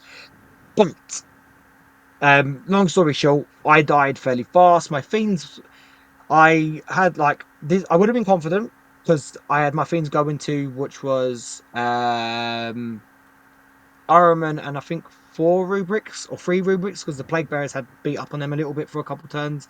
And there was some spawn there, but I didn't need to worry about them. The fiends went in. I only missed 3 times. I was like, oh, great. Give me a couple sixes and then just a good amount of wounds, and I'm going to bring them down. Even if fucking Araman survives on a couple wounds, I can deal with that. I proceeded on 12 dice to roll 3 wounds that weren't devs. And so I was like, oh, fuck. And then Araman picked up 2 fiends on his own, and I was like, or like he'd done a wound, I think, with the rubric, or a couple wounds with the rubrics, and then ended up picking the rest up. He rolled quite well. And so then it was like, great, now he gets a 10 on primary because Magnus was holding the middle, which I couldn't. I did. Sorry, I had contested it. because I had one fiend on it and 2 plague bearers on it, so I had it contested, and then he still had his backfield, which I wasn't going to take. So because of that, the game was really close. And going into round 5, so I had bottom of turn, thankfully, which won me the game. I had the mask and the changeling sat on. So we were playing Crucible, and in the top corner where his objective, like the deployment zone, closes up towards the corner, that's where the mask and the changing were. So I dropped them in. I picked them up, ended up drawing behind enemy line, so they dropped in, and he didn't have enough to come out. Like he didn't haven't like basically where he was on the board, he didn't want to pull away to go for them, so he'd left them alone because they wasn't doing, but it was scoring points. I had 10 plague bearers and Be'lakor, and that's all I had going into rounds. At the end of his round 4, my round 4, did I have anything else? I think that was it. Because so in my round 4, end of my round, end of his round 4, I picked up Be'lakor, I picked up the plague bearers, and I had the other 2 dudes in the corner, and I was like, I need to keep this as safe as possible because this is all I've got left. And at that point, I was ahead, but it was really close. It was only like 6 or 7 points in it. So I then threw the plague bearers in one top corner away from everything, and then Be'lakor on his backfield. And I basically made it that I was in all 3 corners of the board with 4 units, with the 2 lone ops and then the other, the Be'lakor and the plague bearers. And Magnus could double move anywhere to see anything, but he had to make a decision on what he killed. And so basically I was holding out on, I need to at least draw okay, and then just gain one set of primary for 5 points, and I was fine. He then decided to go over, kill the plague bearers, and he took some wounds of Be'lakor, but that was it. So going into round 5, I was, how many points was I down? So I was on, he finished the game on 77. So in my round 5, I was on 10. I was on 70 points. So it was 77-70 going into round, no, that's not right. That's not right. It was 77-50. 77-60. There we go. It was Maths is hard. 77-60. We know, Franco. Maths is hard. It is hard. It was 77-60. So I was looking at going, right, okay, this is going to be tough. But if I play it properly, I know I can definitely get it out. I then got my cards and was like, right, what I need to draw here is I need containment, and then we'll see what we get. First card I drew was Storm. So I was like, well, I need to take an objective to win the game. So that's fine. And then I drew containment. So the changeling and the mask contained without moving. So I was like 6 points. And he had sabotage, right? So it was like I could try and stop sabotage, but I don't think I'm going to. But he had done it with a unit of Rubrics and a sorcerer that were on my backfield objective that were sitting on the terrain piece there. So I then 6-inch drop deep strike Be'lakor down. And he then he gave himself 1 free reroll, and he done some other buff, but basically used all the buffs he physically could. So Be'lakor, it was all on Be'lakor. He needed to get on the objective. He needed to kill enough of the Rubrics to then take it for 5 points of primary, and then also for Storm, and then that wins me the game. So killed 1 on shooting. So okay, I can deal with that. Then wounded. He got 3 lethal hits on the hits in combat. Missed 1, so I re-rolled that, and then rolled 3 2+s on the wound, so I had 6 saves, and then he ended up, I killed all the Rubrics and took, I think the sorcerer survived. I can't remember if he took any wounds. So basically it was like, Be'lakor done it, Be'lakor won me the game. And at the end I was just like, I think Jack Type was standing next to me, and I just looked at him, looked at Be'lakor, and I went, don't tell me you can't fucking take him. And he went, he's bad, but you still got to take him, which just says how sorry state that is. Like, but yes, I was like, Be'lakor won me the game.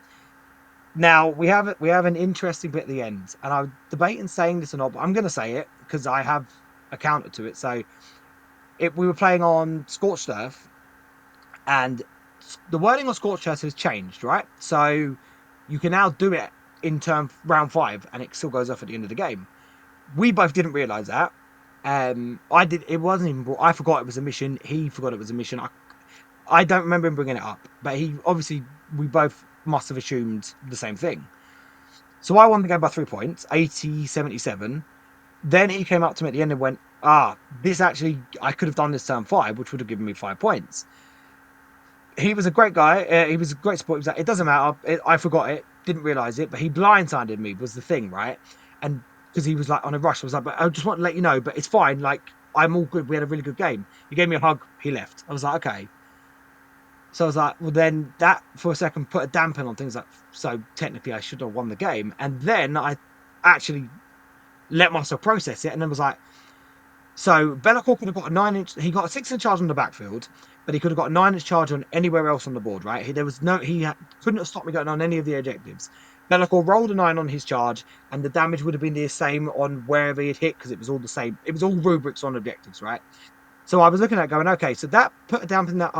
We both didn't realize that's how it worked, but it wasn't brought up for us. So it's not like we could have looked at it because he never even brought it up. He just assumed I didn't think about it because I forgot it was a mission rule, to be completely honest, because I was thinking about so many things. So so hopefully someone hears this, because I feel like the whole War Master group is going to be like, oh, Franco won, but by technicality. And I was like, so that was an interesting moment because I was kind of like, oh, because he blindsided me with it. I was like, is he going to like try and contest it? And then do we need to have a conversation about it, which I was up for. And again, if it was a case of he should have won the game, I would have been more than happy to be like, look, you won the game. But because he quickly said it, it's fine, gave me a hug and left. I had no chance to process it.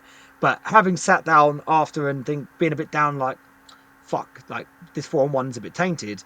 Then was like, oh no, wait, hold on. Bellacore actually made the 9-inch charge, even though it was a 6-inch charge, but rolled the 9. Because I remember saying to him, because he said to me, oh, didn't you have to drop 9 away? I said, no, I've got shadows. He was like, you can't drop in your own shadows. I said, no, I know, but my deployment always shadows. He was under the impression that shadows only is up in the backfield, like it normally is, except your deployment zone is always in the shadows. And then I rolled the dice. I was like, I would have made it anywhere anyway. So I got the 9 anyway. So that made it feel better. It was like, okay, so actually, if I had to go somewhere else, in theory, I rolled the 9. The damage was the same, so I still would have killed the exact same that I would have, which then Scorched Earth doesn't go off because he has to still control the objective, right? So that temporarily dampened the 4-on-1, and then I was like, okay, actually, I would have still got it. So yeah, so that capped off a very eventful and stressful day 2, which was a bit like the fuck. Like, I got to the end. That game 4 was really stressful. That game 5 was really stressful, but in a good way. It was just because it was a really close game. And then obviously the ending bit was a bit like shit. And then remembering, okay, as much as yes, he forgot something, I could have countered it, and every dice roll went my way anyway, so it would have worked for me. So we both went 4-on-1. Where did you end up finishing overall? 29th in the end. Where did I finish? I can't remember. I think you finished above me, but not high enough. God. So I finished 20th. Luke was about 2.3 points ahead of me on the UKTC rankings going into this, and now you're what, like 0.6 ahead of me? Yes, Something like that. It's going, and yeah, so still just ahead of you. It's going down to LGT, but I've also now just jumped you on the other one too, Franco, just to take the double crown currently. He just jumped in the 5th in the ITC, knocking me down to 6th. So, sweet. But you say that because I have had this year to dedicate to the season. I still have quite a few events, and I think I've got a lot more lined up than you have, which gives me an advantage. I think I've done 6 in total or something like that. Demons. For me, it was like this was the year where a full season of having a job without working weekends, and before I can really kick into adult life, getting closer to 30. I thought this is the year I'm going to dedicate. I keep missing out on it by a little bit. I think last year I finished 4th. The year before, I think I finished 3rd. So I keep missing out just going into LGT. And so this year I was like, I am going to dedicate it because I want to win it. But saying that, I am really happy that we are. And again, I mean, we're talking between us with Disrespect and Byron. How many points are you? You're quite close as well, right? You're over 500. I know that. So I'm like 20 points behind you both, I think, roughly. Yeah, which is to be fair, an event, right? If you get the right event, and so my lowest score at the moment that's being taken is a 120. So realistically, we're talking about doing well at LGT. I think that's a 4-on-1 at LGT, unless you guys up your scores even further. I feel so going into LGT, unless I managed to get really lucky because I think I know you used to have events, but I think I've got a lot more point efficient events coming up leading into LGT. Just again, probably because of more. I don't know. Like I know you said, Luke, you weren't playing that many events I think leading I've up to only LGT. got one GT myself to play on top of the one I'm running. So I've only really got one big event. I mean, RTTs, I'll tend to take random stuff, like random armies and all sorts. But only one more GT, which I don't know if it'll be big enough to even be, unless I win it, getting the big enough Yeah, points. because we're both in like 130 territory now. So now it's like those massive events or winning like 40-man GTs at this point, in Yeah. it, to really bump our points. And then what about yourself, Byron, for events going into LGT? So I've got a little RTT this weekend, up in Oxford. Then I've got another RTT in August and a small kind of local GT in end of the month next weekend. So I don't know. I don't think either or any of those are really like enough to increase my points to beat either of you on the rankings now. But they're probably enough to boost my 120 lower score to maybe a 130 or something. See, I know I need to keep pointing in the right direction. I don't trust this motherfucker, right? Because we know it because he jumped you last year, and you jumped me, right? This is the Yeah, fucker that was saying, "Oh, I'm not going to come anywhere," and then went and 5-0 and top cutted LGT and jumped all. But did you finish second in the end? third. I was Third half a point behind. behind Jack and about a point behind Haida. So I It have, comes yeah. down So to LGT. It does literally come it's down to gonna it because so many points there. it's it's gonna come down to LGT. And I have so it's a case of, for me, I'm wanting to go in on top by maybe 10 points, and then it's going to be a case of we all need to hit 4-on-1s basically for. So think I mean, it's good. It's all friendly competition, right? Like, as Yeah, much as I really do want to win it, and trust me, I really want to win it because it's been like my goal to win it for a while. I don't mind losing it to either of you two because you two are also very dedicated Demon players. It's not like you've jumped on them for the season. Um, but also, the best part about good competition is I feel like it makes you better, right? And I would say a good reason, like obviously I pulled the 4-on-1 out on the weekend because I played well, but also seeing him do well made me play better. And then obviously the threat of you behind me, because I know how good you are and you undercut yourself, is just making me play. And I've been on a slump for a while. I'm very capable of just fucking things up and going 3-2s. And I would say I'm very much a 4-on-1 3-2 player because I can go 3-0 day one at 2-round events very easy, and then I will just get in my own head and I have like a 3-2 curse. But hopefully going into prior and figuring out lists, I'm hitting a bit of form. And obviously you've been in great form all season, Luke, and then Byron. I have no doubt that every event you're going to go to, you're going to smash pretty much. And that's So the thing. I I mean, I look at my events. My fourth place event is now Sheffield. Just. Obviously, my first think two is it's seventh, my seventh at second. Northampton Super Major and winning Saffron Slam GT. So I think Yes. LGT 3-2 or 4-1, my score improves just based on the size of the event. So 3-2. So I'm trying to think. So I A went high 3-1-1 3-2. last year. Yeah, it has to be high 3-2. But the thing is with LGT, right? And we're going to do like a whole big thing going into it where we talk about just focus it on us going into the rankings and make a big deal about it. But thing is with LGT, you could either have the best run ever and just run into players, good matchups and players that maybe are under your skill level. Or like I had it where I ran into a couple really good players and like I can't even remember names now, but a couple of years ago I ran into some really good players and some bad matchups. So you can have it where you just get unlucky and just get paired into bad matchups or It's good what I had players. last year. Because what did you 3-2 last year? Because I, I felt um, like because I beat, I played Liam Cannibal round one. I beat him by 4 points. Then I had to play Mark Cumble. I can never say his second name. Great guy, obviously great guy. Cromwell. He beat me. Bramblehome. That's the one. I then played, I think it was Team Belgium or Team Netherlands. I beat them to go 2-1. Then I played, it was Belgium or Netherlands the other way round. Lost to them. So it's one of those runs we just go, I can't have anything easy. And then I played Darren from the Crows, who's a fantastic Chikari player, and we actually drew. I was just like, can I Oh, not? Every game was like, surely I'm going to get a better game now. Surely I was like, yeah. no. It was a really weird LGT last year, to be fair, because like I went 3-1-1. You went. What did you go? 3-1-1 or 2-1-2? 2-1-2. Is that 2 Two wins, one 1 two. draw? Yeah. Yeah, and then Hyder went like 2-3, didn't he, or something, or 3-2, and Jack went. I think Jack went 2-3 as well, or something like that. And then obviously And then Byron, Byron went that way. 5-0 and just jumped everyone and went, ah, fuck this, I'll just go 5-0. So it just felt like, and then there was one more demon player between me and Byron that went 4-1, I think. So yeah, it was a really weird LGT. So, but I'm really looking forward to this one, and I really like the competition that we've got going into this. I feel like it's That is the the thing about best. these big events. You can play four or five great games against great people, but Mm-hmm. they aren't going to beat you. Or you could play. Would just get unlucky. Like Yeah. I a couple years ago, I played into I can't remember his name, but it was a really lost round one, and then round two went into I want to say Jockle, Yep. Team Ignite, Yep.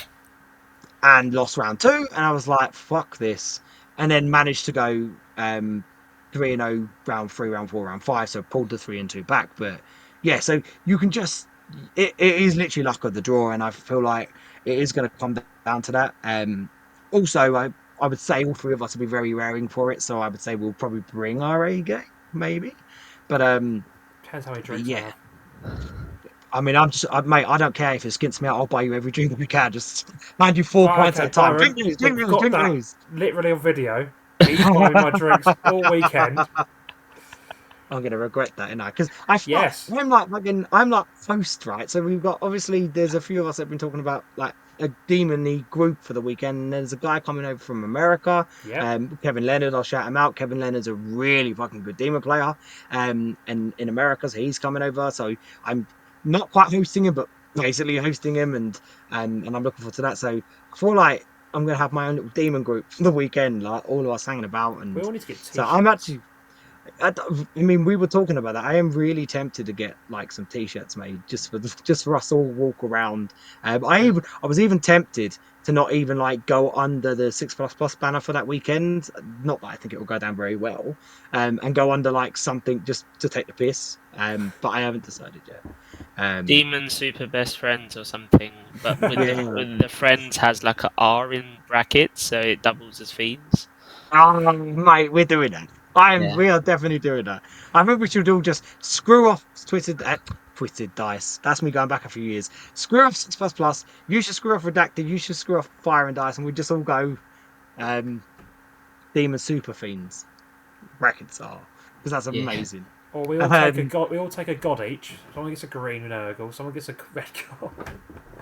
We'll have a theme Should we do t-shirt. that? Should all three of us just take really terrible lists and then see who can and then that way we just go, right, whoever wins deserves to fucking win it. See, Should we what just I'm hearing ice there, with Byron, ourselves? is that we will take dreadful lists, and Franco goes, "Ha! I tricked you. Here's my actual list." Yeah.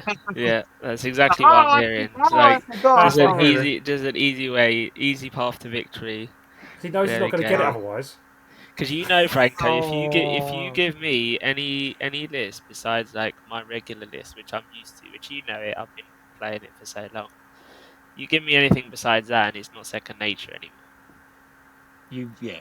I mean, I'm so used to just take it like because I don't really I go through stages of playing loads outside of events and then not playing outside of events. So like a lot of this I will just take straight up without even practicing. So I'm quite used to it. But I mean, there is a level to it, right?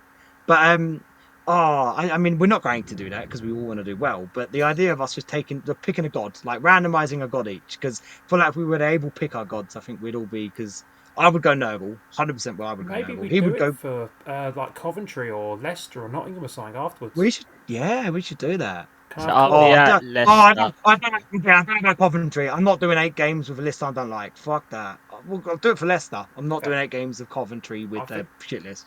I'll do Corn. I'd do Nurgle. I'll take Nurgle. Byron Slanesh. Sanesh gotta be. Yeah, Exactly. sorted it, yeah. So, well, I was thinking Zinch, and I thought, nah, because as much as Zinch is my favorite god, it's so bad and it's so boring. So Nurgle, at least I can have fun with, and also Nurgle's good. So. Do you guys know Um, anyone that you really dislike, and we can give them one of each to? I I actually mean, know. There's a he's only taken Corn, so I can't really. There's a guy who. Yeah, that went right over his head, didn't it? I wasn't listening. Yeah, I know you wasn't. That's gone again. There's a Vaughan there doesn't is a deserve the Zinch crown. player in Northampton area. I think his name's Joe. You just bring him in for Leicester and have all four of us. There you go. We should do that and then have shirts for it. We Yes. should definitely do that. Get like Um, masks made with eye holes cut out mate, on God's yeah. heads. So, all right, we could do that. If you're in the UK and you want to audition and be the fourth guy, you want to be our Zinch guy, then definitely give us a message because we can do that. That would be fucking awesome to We do. expect a Maybe Leicester. CV and cover letter. I think it's honestly Yes, a yeah, disgrace yeah. that both of We're us, Franco, have said that our favourite god is Zinch, and we've just and then mugged if him off neither of like us want to this. take it, it's like I'm taking Nurgle, he's taking Stanesh. Yeah, it's a shame. So yeah, so Sheffield was really good. I had a really good time, and I came out of it feeling quite good. I assume you did as well. No, it was great. 5 great games, great opponents. There was this little demon guy running around, was a bit annoying, but except from that, it was good. Oh, that was you, It Franco. was okay. I thought so. I did say I would give him a shout out, so I can't. I'm not going to even pronounce the last name because I can't remember his last name anyway. But the David from Sweden. He was rocking a really awesome looking Nurgle Demon army. Did you see it with the? I didn't actually. No. So he had multiple like he was running 3 ground clean ones with Rotagus and a converted Epidemius, and I didn't get a chance to take pictures of it, but it was absolutely beautiful. It was all like a lot of it was converted and it was really nicely painted. And he's a fan of the channel, and I had a few people from the Wallmaster team telling me he's over like kind of hanging around with us, and he really wants to like say hello. I was like, okay, I've got to say hello, right? So, and again, his army was beautiful, and I think he ended up going 2 and 3. Okay. But yeah, so that was quite cool to meet people. And then I also got on the same stream Luke was on, he played on. I got I think like an interview on it. Well, I had an interview on it. They told me it'd be a quick 10-15 minute interview, and it ended up eating my entire lunch break on day one. So I was then like running back like shit. Round two's about to start. Who have I got? Who have I got? And then my team captain plus Chris turned and was like, "Oh yeah, you're playing Kyle Grundy." By the way, I was like, "Fuck." I had no preparation for this. I'm running down. I'm like trying to get everything ready, and so yeah. Overall, really good weekend. So we've been doing a while. I said if I want to keep this to around an hour, and we're all close to 2 hours. So I feel Doing like well. unless you, I feel like we might as well round the extra 10 minutes out and get to 2 hours, right? Fuck it. So that's all the big part of the way. We should maybe close. Let's close up on like demons overall, how we're getting on, and how we think we're getting on in Pariah, and strong points, weak points, maybe. So, and because we've done all the talking, you don't want to hear Luke's voice anymore. Neither do I. So, Mr. Byron, take it away. Yeah, sure. Okay, so yeah, strong points for Pariah. I think Demons are in a really good place, and there's so many opportunities available to mix up your army lists and still do really well. As we saw from some of Franco and Luke's results, that you really have the opportunity to score well and also lowball your opponents quite a lot. So if you don't have the opportunity to score well, you can always just lowball your opponents on certain missions. And UKTC maps are really good for Demons right now, especially for our units like Fiends. I'd like to touch on the list I'm going to be using for my next event a little bit. It's pretty much exactly what I've been using for a while. I decided to stick with it for one more event and then see how we do. I will eventually start testing some other variants of it. That means he's gonna test that with actual Axie. Is that Yes. what that means? Yes, He's going to that's what copy that our means. list, Franco. That's what he's doing. So, he's gonna so he's gonna do the ultimate fiend and crusher combination. Just Yeah. gleam off us both. do you know, there's been elements of both that I've liked for sure. My second Great Unclean one hasn't turned up yet. That kit never turned up. I bought one on eBay and the seller never sent it out. Oh, Gave me a false shit. tracking number, so I had to get a refund on it for a case. So that wasn't nice. And then every time I've tried to get Rodgers after that, it's too expensive. So he's not going to be in the list from now, unfortunately, until I can get one. But I'm toying with a regular keeper.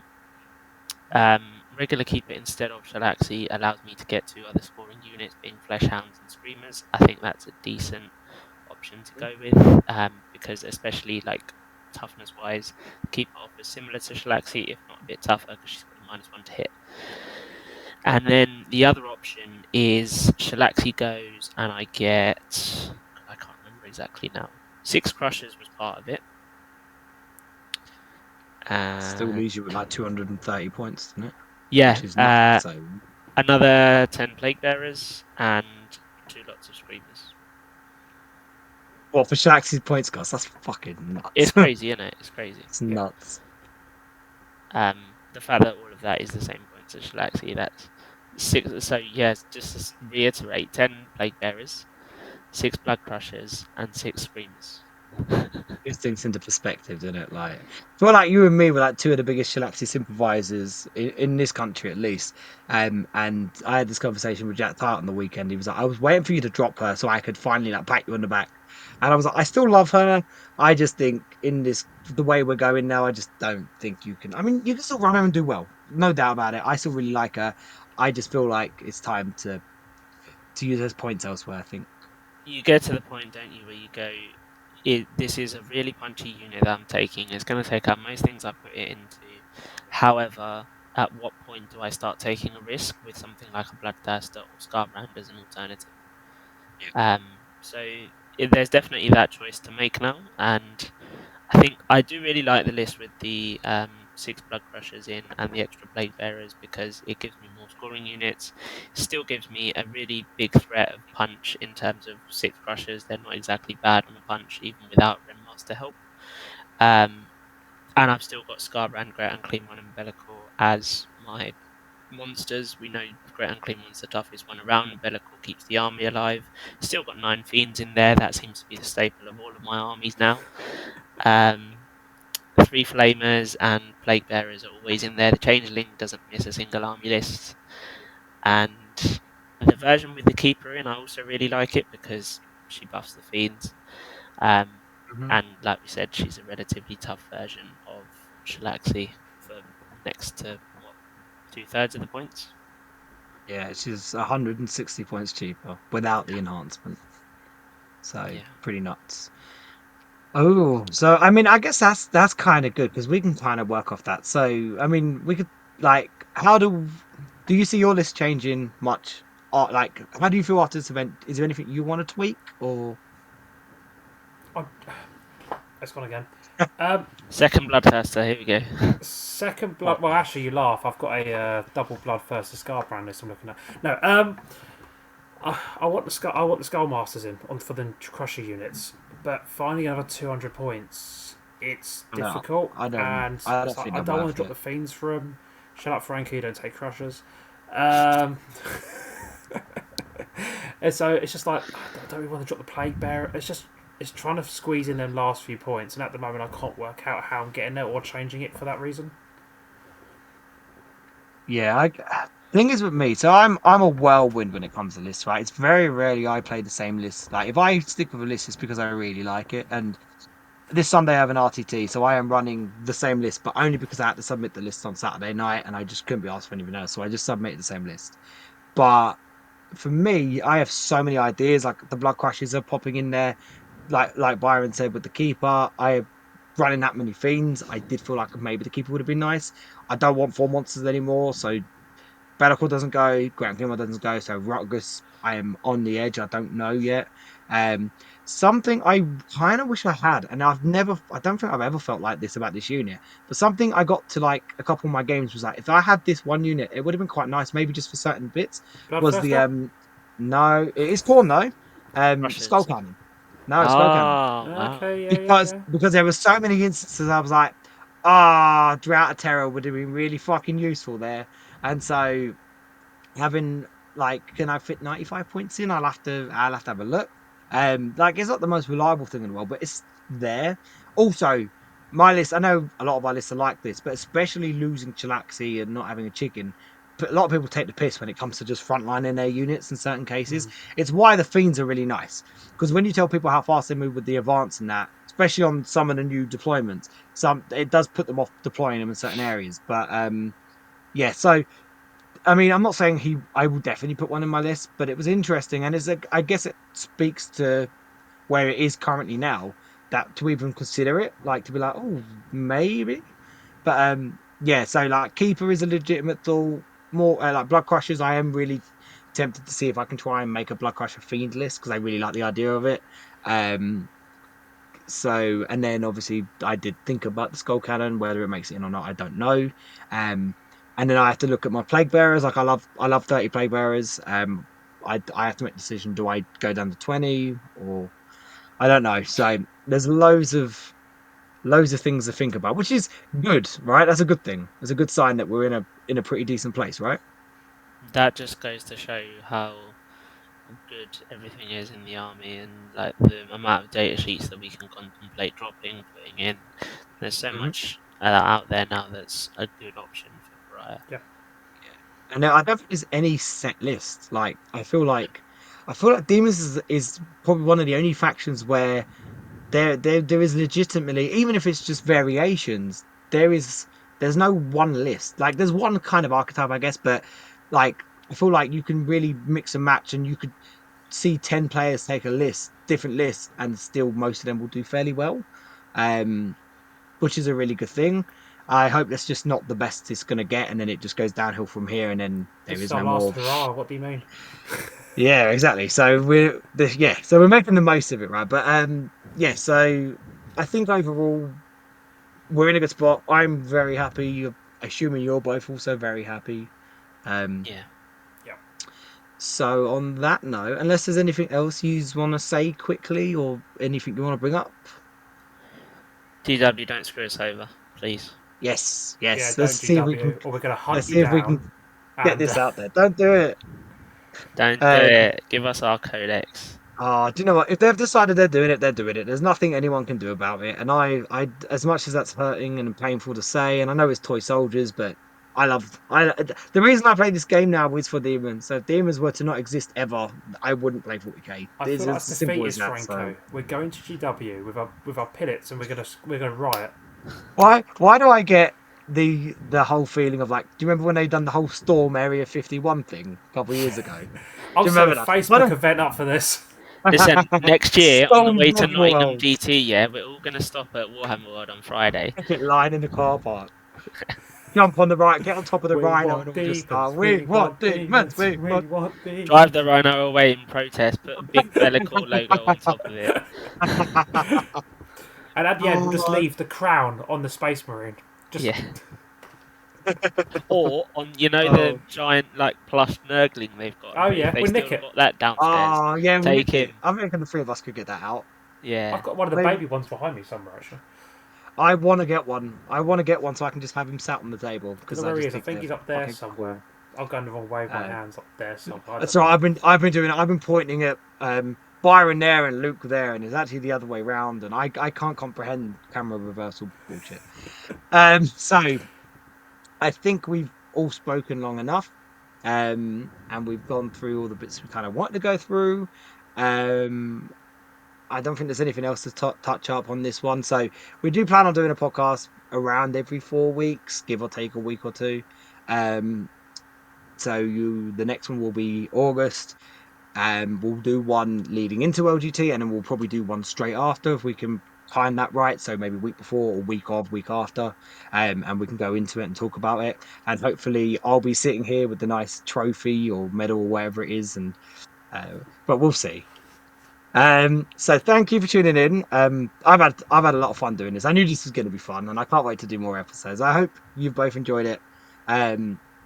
And obviously everyone out there has enjoyed it as well. If you want to listen to just three very passionate demon players talk about, I can't, he's distracting me with that fucking crown. I'm trying not to look at him, and he keeps pulling me out my eyesight, and This is coming to LGT, and he whoever keeps wins, spraying me off. whoever gets highest has to wear it for Has the to next wear podcast it. after LGT. Honestly, on the way back from LGT, I'll probably get one from a Burger King. Mate, I'm yeah, really probably, tempted should we all to just, get one? Should we all get... mate, I'm tempted to just pop into town tomorrow and get one. I really am. Can we have a crown? I don't like Burger King, but can we have a crown? So Other fast yeah, food so on brands are that, available. Yeah, but KFC so and McDonald's don't give crowns they don't out. do No, crowns. they don't, do they? No. I feel like we could probably buy some cheap crowns and like demon and me up, like do some Well, things with them. Yeah. We're gonna end up just cosplaying at LGT, aren't we? We'll Just all turn turn up. up. wearing all random t-shirts, random crowns, and people who don't know actually people don't know who we are. Obviously, they're gonna go, "Oh, these are just a bunch of casuals walking around," and maybe actually And then we just stomp them. fucking slap them. It's like, these weirdos. Right. We are getting to the point because I keep getting distracted. We are closing up because we are hitting 2 hours in about 10 seconds. So, thank you for tuning in. Please leave a like and subscribe. It's very much appreciated. And check out the Facebook and the YouTube. And on that note, we will catch you later. Bye bye. Bye.